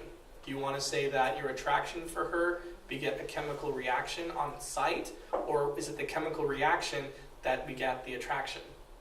It's hard to tease those two out. And I'm not saying that there's a specific answer. But what I am saying is that when we're dealing with people who have abnormal psychology and their chemistry is way out of whack, you know, whether, or like the people with serotonin imbalances or thrill seekers, even though that's not really necessarily a disorder, some people would consider those people reckless. When you're looking at stuff like that, is it the event that conditioned you to that lifestyle, or were you born that way? And that's the tricky question. Currently, what ABA looks at when they look at those kinds of things where medication is necessary, where the field is at right now is we look at it in the sense that the best intervention is when you combine ABA with those medications. So ABA doesn't say So they're throw the somewhat medications silent. away. Huh? In a way, they're silent on that. They're collaborative. Okay. It's not to say that the voices in the head aren't the product of some prior conditioning traumatic event. Things happen to individuals, and honestly, when we're dealing with studying the human mind, it's a tricky beast because we can't step out of the experiment. The people that we're evaluating and we're observing, we can't take a duplicate of them with the same chemistry and put them into because what you would really want to do, and unfortunately science isn't at the point I think we'll ever be able to do that, is you'd want to basically have the individual split in half, duplicate, not just clone, but duplicate in every way, shape, or form, Right. from the point of birth, or conception even, and having those two individuals, one experience the life that person experienced, and one experience a completely normal life, and seeing how they turned out. But can you ever do that? I mean, it's a nice theoretical approach, but can you ever actually do that? I mean, twin experiments come close, but even twin experiments aren't the same exact person, right? Because what you're looking for, I want to say Watson was the person that said, if you give me 10 individuals at the point of their birth, and you let me raise them, I can raise them to be whatever I want them to be. And it's not through force. It's through reinforcement. But he was referring to People who are healthy. Right. But again, it comes back to the thing. What is the underlying assumption we make? The underlying assumption we make is that from birth, those individuals have the disorder. Or do we assume that certain events in the environment shape them there? Or possibly a third, that they have a trigger in them, and certain environmental effects set that trigger off. There was an individual, I forget his name, he was a I know we're digressing, but it's important. He was this very famous neuropathologist. I could look up the article, but he was doing these brainwave scans on individuals, and he was finding out that, he could classify individuals based on their brainwave scan. And his scan, he was startled to show that his scan showed him to be the same as several other individuals he scanned who were psychotic murderers. I mean, we're talking about people who kill their entire families and just go off the deep end. He was shocked to see that his own brainwave scan was identical, like all the same colors. I'm not familiar with all the lingo and all the science behind it, but the scans looked identical. And then he started self-evaluating. He'd always been a proponent of organic. It's always nature. But then he started looking at his life, and he realized, even to this day, he can't say I love you. Sad things he doesn't feel sad about them. He doesn't have what people would call empathy, like other people. He seems very cold and distant, even to his family members. But he's never thought about killing anybody. And the only conclusion he was left to, he had to kind of eat his own hat, was he said, it was my environment. I was adopted into this family that was very loving and very nurturing. And even though I didn't adopt everything that they stood for, I held certain beliefs, and essentially was talking about his conditioning. So he was essentially conditioned contrary to what his brainwave scan had predetermined him for. So I mean, that's just one example, and it's by no means grounds to establish an entire scientific rule on. But you can never tell, you know? So, anyway. The good thing about behavior being governed by determinism, though, is that there is always hope.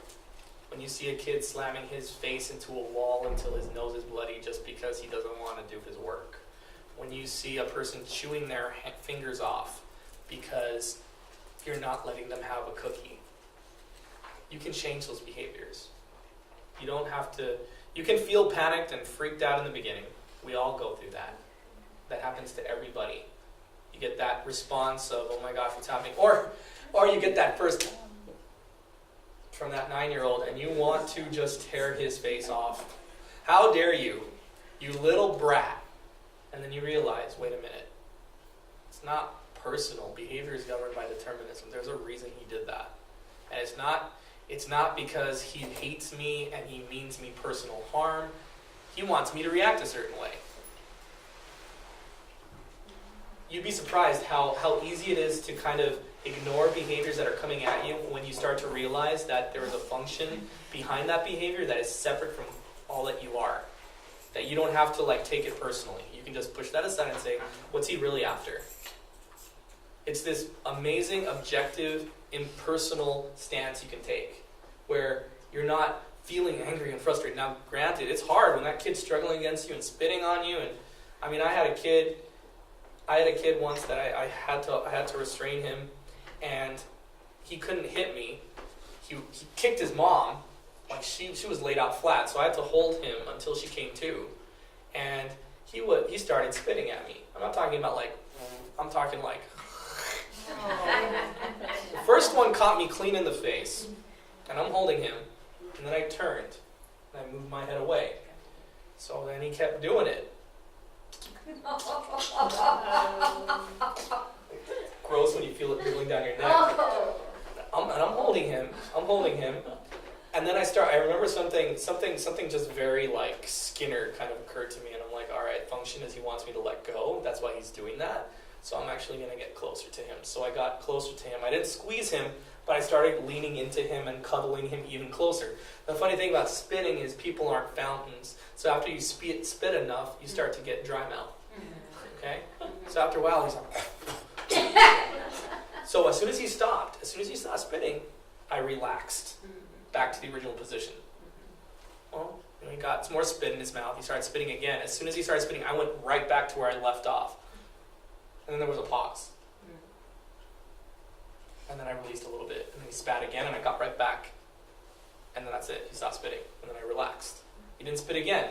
He said a lot of other nice things to me. But the bottom line is he learned very early on not to spit. Now I had to go to the office and explain that no, it wasn't gel in my hair. And then I have to go to the bathroom sink to wash it out because that's really gross. It was really gross because I didn't use gel back then anyway. So... I had to do that with a kid once, and it took a solid hour. He tried spitting, kicking, hitting, headbutting, all that stuff. An hour before I could count to 10, and he knew when I could get to 10, I'd let him go. And an hour. Thing is, you don't even have to tell them that. The best behavior is, you can't do it with your spouses or your significant others, so don't try it without words. But when you deal with your clients, you don't need to use your words. He learned very quickly that just by your body. Yeah, manners. and I wasn't hurting him. Exactly. But he became very aware that my spitting is actually asking Paul to hold me tighter. So if I don't spit, he holds me less. Do I want him to hold me tighter or not? And you don't have to tell him that. Again, Jerry, that comes back to what? Automaticity of reinforcement. That reinforcing principles or punishing principles are valid and understandable regardless of your species or your intelligence level. We were just talking about intelligence doesn't really exist in ABA. So learning does, because you can demonstrate learning, but you really can't demonstrate intelligence unless you want to use them as synonyms. And if that's the case, why do it? But intelligence is a hypothetical construct. So it's another thing too is a explanatory fiction. It's something that explains why a person is a certain way. It's much easier to do that than to say, no, Johnny got an 80 on his whisk because Johnny hasn't done homework since he was 4. He constantly throws things at his teachers, which results in him getting sent to timeout or exited from the classroom. So he hasn't been attending school either, technically. We don't know how smart he is. We just know he doesn't know anything. He knows as much as a 2nd grader, and he's in the 5th grade. That's all we know. But we just got done talking about that behavior is governed by determinism. So behavior is, there's always a purpose and a function to it. It doesn't happen out of nowhere. It doesn't happen for no reason. It always happens for a reason. Which is good, because if it happens for a reason, you can fix it.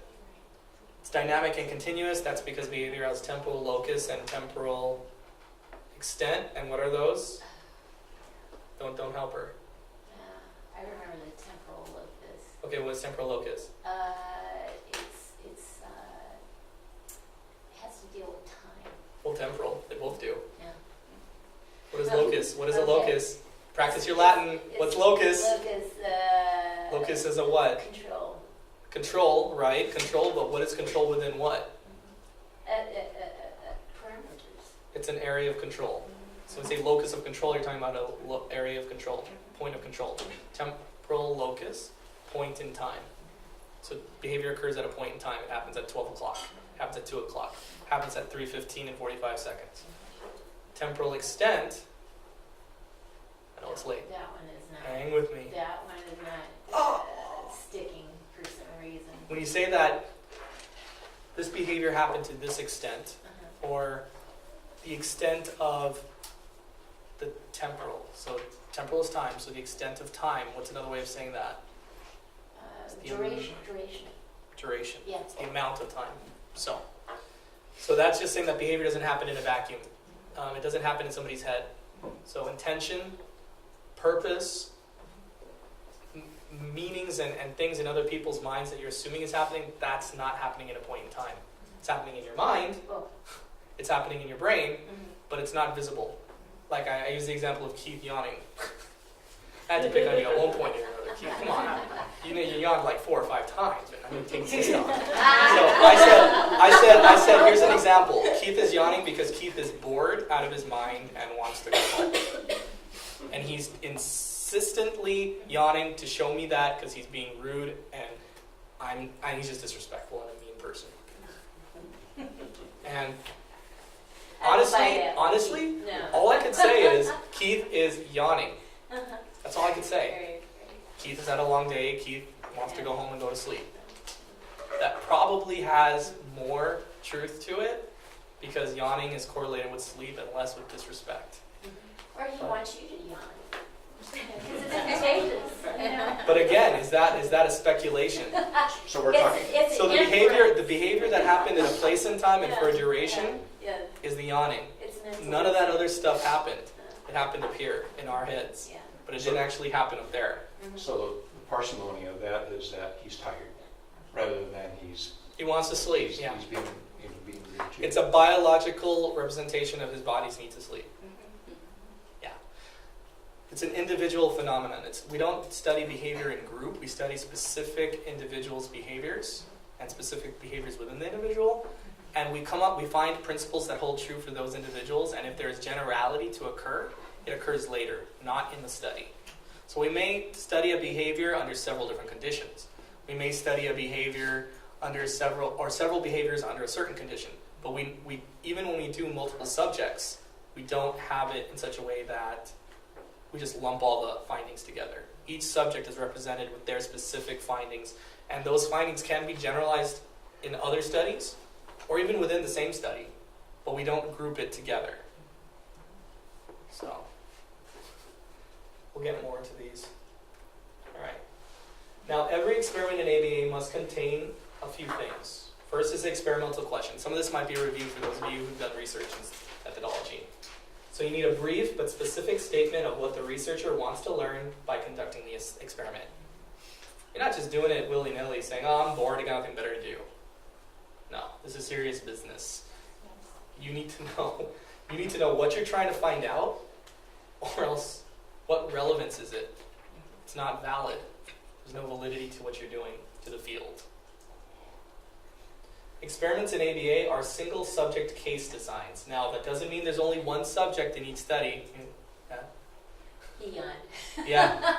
Well, I thought he was muttering sweet nothings. No, there may be more than one subject. All right. But the thing is, the subject's behavior is analyzed individually against varying conditions.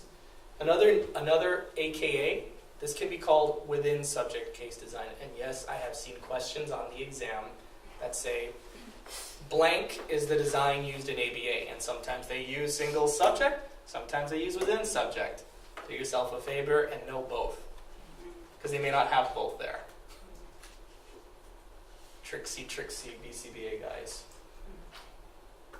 Now, when we're dealing with independent and dependent variables in ABA, the dependent variable is always a target behavior, or more specifically, a specific dimension of the target behavior. Okay? So when you're looking at the studies and the articles that you're going through, they're going to be targeting behaviors as the dependent variable. They're going to be saying, how is this variable changed by what we decide to independently change? Let's see. Yeah, and so the independent variable, by contrast, would be the conditions that you're changing. So Johnny has tantrum behavior. Dependent variable. We want to gauge the frequency of his tantrum behavior, or the duration of his rank, or both. And the independent variable we're going to change is access to praise, or access to escape, or food. You're going to play with those, and you're going to see what effect that has on the frequency and the duration of his tantrums. Well, when we give him chocolate chip cookies, strangely enough, tantrums just seem to go away. When we give him broccoli, it goes up. And when he gets I've never seen a study that did that. And when he gets too full on the chocolate chip cookies, it doesn't work anymore. Yeah. Yeah. So we have then we have an obese diabetic kid. Every experiment must have a setting that eliminates extraneous variables to establish high experimental control. Remember, experimental control is really everything in this, because if you can't demonstrate that you have high experimental control, then your findings are opinions at best. At worst, they're garbage. They're not worth the paper they're printed on. Why? Because you can't prove anything. You had very poor experimental control. You didn't demonstrate it at all. Your setting was horrible. You were trying to test reading behavior at an amusement park? What's wrong with you? Who's going to sit at a bench when there's a roller coaster next to him? You know? I mean, yeah. You wanted to test talking behavior in a library? Come on. Come on. What's the point of that? You're going to get kicked out. You're not even going to get many points of data before he gets kicked out of there. So you want to make sure that your setting is conducive to whatever it is you're running. So let's say we're not working in a lab. Let's say we're in a home or a classroom, all right? And we want to test an intervention's function on a specific behavior, okay? We have to do whatever we can to control that setting. We're not going to be able to control it 100%, so don't say, oh, we can't do it at all, so we have to throw it out. Experimental control is not a yes or no. It's a level. So you may not be able to have perfect experimental control over the environment that you're implementing the intervention in, but it's still worth something, unless it's completely out of control, you know, and you've got like, I'm having these images of kids just sitting on their chairs, smoking weed, throwing paper all over the place, flashing knives. I mean, unless you're dealing with like something that looks more like a crime scene and not a classroom or a home environment, fine. Maybe you shouldn't exactly try that specific intervention you were talking about that requires a lot of control. You know, But if you're able to control the environment to some extent, get people on your side, like parents or family members. In the classroom, it's more the teacher and the aides than anything. Do you know if they use like ABA in prison? In some settings, yeah. They use it more on the other end, in terms of profiling and getting people in prison. Yeah. But there's actually a show that's pretty cool. It's called Criminal Minds, BAU, Behavioral Analysis Unit. It's based on the actual FBI Behavior Analysis Unit. They use ABA and go over the country studying weird crimes, and it's cool when their profiles actually go contrary to what science says they should be doing, because, science is very impersonal. ABA is very personal. Remember, behavior is individual. So we're not looking at saying, well, 99 out of 100 people do this. Yeah, well, what is this guy going to do? Where does his motivations lie? How is he different? It's kind of interesting.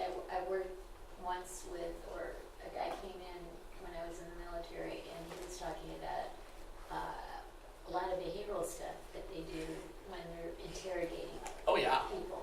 And so they'll move in close into your intimate space and ask a question, and when they sense that you've told the truth, they'll back away. So you've got that immediate reinforcement of they're out of your face type of thing. Yeah. And then they'll sit in a superior position, sometimes kicking their feet in the direction of the equipment of a guy or something, like a woman might be, for intimidation. Or They're doing a lot for triggers. They're looking for triggers, yeah. A lot of things that behavioral. It's pretty cool. It's pretty cool stuff. I haven't had a chance to delve too deeply into it, but I'm planning on doing some CEs in it just for fun. It's cool. Yeah.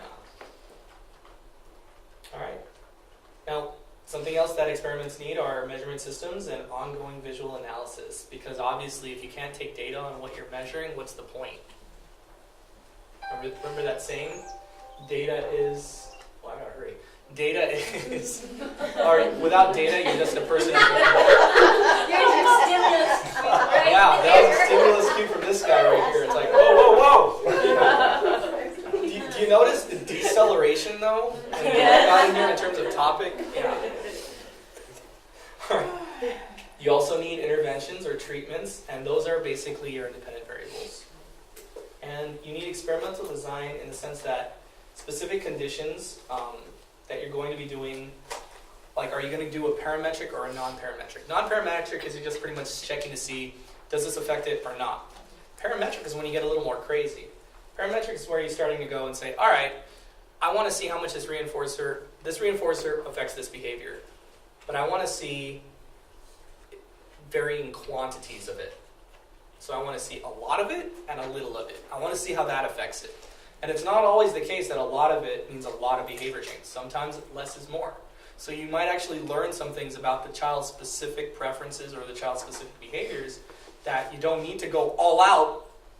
You can just do less of a reinforcer. It's very important to know that when you're dealing with changing behavior, because if you have a reinforcer and you have too little reinforcer and you have a lot of effort to get that, kiddo's never going to get to that reinforcer, so that's not going to change any behavior. If it's too easy to get to that reinforcer, kiddo's not really going to care about changing because he can do it every once in a while and still get what he wants. So you want to make sure that your balance is right. So it's very important to take that into account. Now, steady state and baseline logic are very important in ABA. Steady state refers to a pattern of responding that exhibits little or no variation and is considered stable. So, for example, well, actually, it's covered in the next slide, so I'll wait for that. Now, it's very important to know about this steady state because it allows for baseline logic, which is really one of the fundamentals in applied behavior analysis in terms of knowing when to intervene, how to intervene, and whether an intervention is actually working. Now, there's three components to it. There's prediction, verification, and replication. So baseline is important. Why do we take it?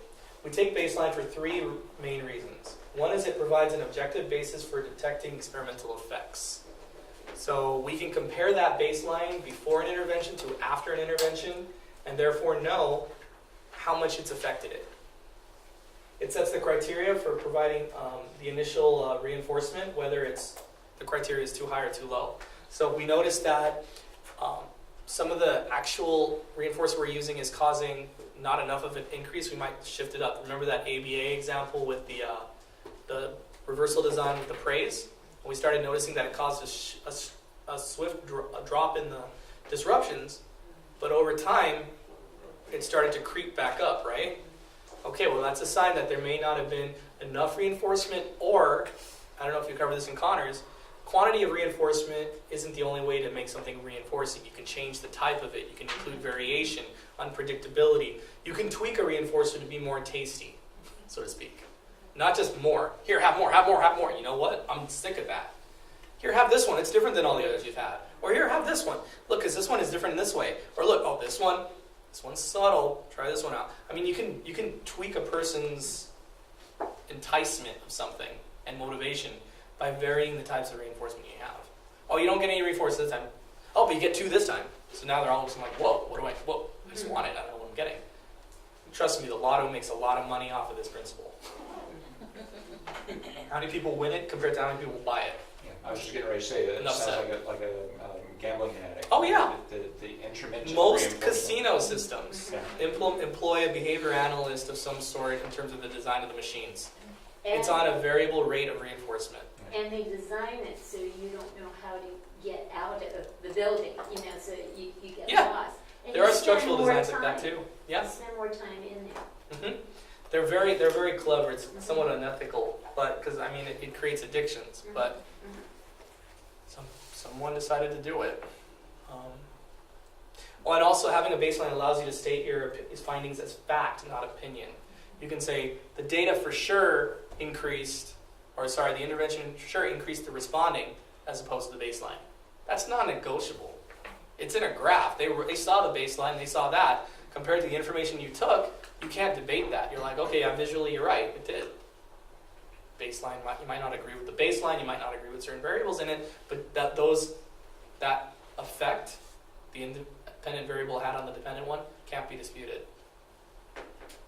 I like that. It's power.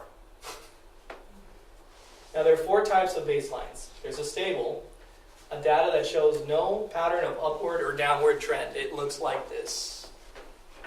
Dot, dot, dot. It can look like that. Sorry, it should have intersected. It can look like this. Because if you took the level of that, right? The next data point would probably be up here. So it's stable. It's not going up or down, it's just showing a plateau, flat line. You have descending, that's pretty self-explanatory. Let's see if I can do it this time. It's squiggly, but you get it. There's ascending, and there's variable. It's like it's all over the place. It's crap. There's nothing you can really do with that. To be honest, you don't want a variable baseline. If your baseline is variable, don't implement an intervention because you're not going to be able to tell anything from it.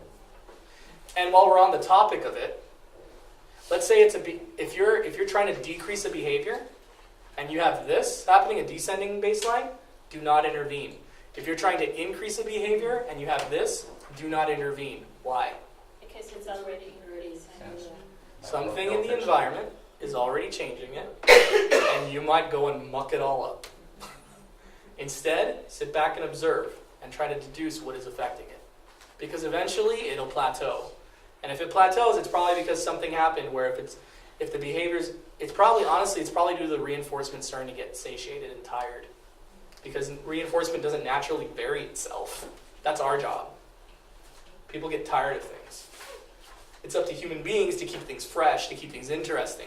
Given our druthers, bread would always be just bread. We wouldn't have all these different types of breads with different types of seasonings. Some of them healthy, some of them not healthy, yeah. Some of them fluffy, some of them dense. I mean, there wouldn't be any variation to it. Bread would just be bread. I mean, how boring would life be? Right? Okay, so now the 3 aspects we talked about with baseline one of them was prediction. Prediction is also known as anticipated outcome, and it is such a cool thing because it allows us to basically make predictions about where a behavior is going to fall. So if we see this, 3 in a row is the magic number, we can reasonably assume the next point is going to be here, right? Oh, but we intervened. So now the point went down here instead. You do your little change line, you start right there. Sorry, there wasn't a lot of light there. So it allows you to basically project where you expect the behavior to occur next, within reason. And you can actually use this to show whether or not a skill has been acquired. We use this a lot at Easter Seals, actually, in terms of like determining whether or not a child has acquired a certain skill. We use something called first trial data. So we implement a trial at the beginning of the session on whatever it is. There's always one trial. If it's a correct, sweet. If it's incorrect, okay, that sucks, but we're going to keep practicing it. Even if it's correct, we're still going to practice it. But if it's correct 3 times in a row, we have that steady state, okay, 3 times in a row, the first trial, we consider that skill mastered. Because that skill was not taught through practice effects in that moment, it was taught in the past through practice effects, which is fine. But in that moment, that child is able to answer it quick. Why would you want that instead of someone, say, doing like 8 out of 10, right? Like what situation would you need a person to be right on the first try? Crossing the street. Crossing the street. Yup. You don't want that kiddo to, oops, okay, for the rest of the 8, I'm going to get it right the first time. Right?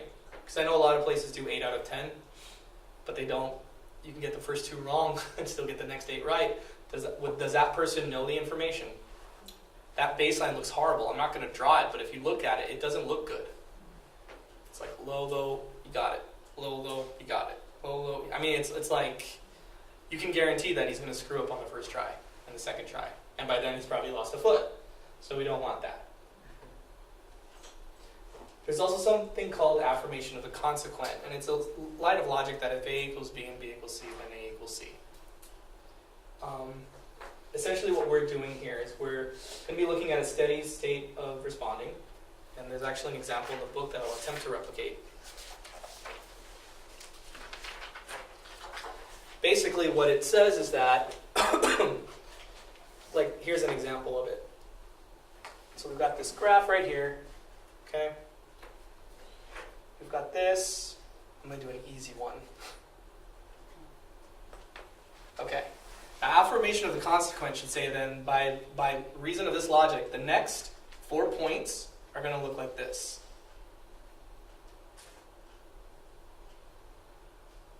Sorry. They're not all on the same line they should be. That's not the theory, that's my drawing skill. Okay, so assuming that they're all, so these are where the next point should be if we were to guess that, right? We're going to guess that because we're assuming that that's how it's going to go. Now, this is important to note. It's not the most clear line and absolute line of logic, but it does have its merits. There is a reason to believe that these are going to be the next few points, right? Because the first 4 points were as follows. So we've got boing, boing, boing, and then, right? I mean, it's almost like seriation. It's a pattern. Up, down, up, down, up, down, up, down. Well, it's going to continue on like that, right? The good thing about putting something like that in the graph is that, and this is going to look terrible because it's going to chop up the text, but let's say we put an intervention in there that causes the next data points to go like this. And we do a little phase change line here. So this is baseline. This is intervention, whatever that intervention was, whatever behavior this is. It shows a way to compare and contrast visually where the behavior would be were not for our intervention, without actually going through and checking for it. Now obviously you need more points than just 4, and the book uses quite a few. Now, pattern of responding is not always symmetrical and identical, But this does still serve a point in terms of showing the contrast of what's in between here. Right? I didn't mean to cross out behavior. I just meant to show that there's a gap between the two. There's other things you can do to further prove this.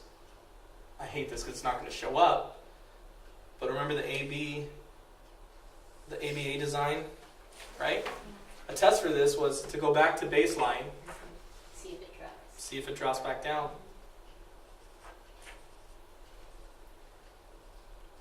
If it does, then that is an affirmation of the consequence. So if you hadn't intervened, it would still continue as follows. I know it's a very funky saying just to show that, but I think that actually might be a psychology saying. I think I've heard that before. I've never heard of it. I gotta find out. All right, this is the last slide, guys. Hang with me. All right, the last two things were verification and replication. Now, verification is simply the ability, that the demonstration that the prior level of baseline would have continued were it not for the intervention of the independent variable. That's what that shows. So that's one of the verifications you have, is by when you go this way, it verifies that had you not intervened, all things being equal, there's nothing that would have changed the behavior from coming in that path, aside from confounding or extraneous variables. But if you have a high degree of experimental control, and you're setting controls for that, and a lot of things are in place, then you shouldn't be seeing that much variation. Now, replication, okay, is essentially taking this phenomena that occurred, this ABA, with the data you got here, right, and then replicating it later on another individual's behavior of a similar function, and seeing if the results are consistent. Or taking the same individual and doing it too. It's just to show that this one instance wasn't a fluke. Because the more replication you have, the more veracity your baseline has and your findings have. Because if you could take this exact phenomena and then later on in the study replicate it, that's pretty consistent.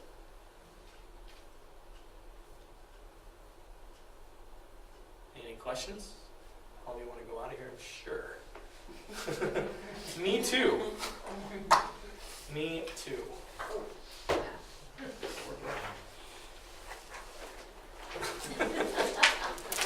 Yeah. Yeah, if you think it's bad for you, we've been in here in the dark the entire time. Yeah.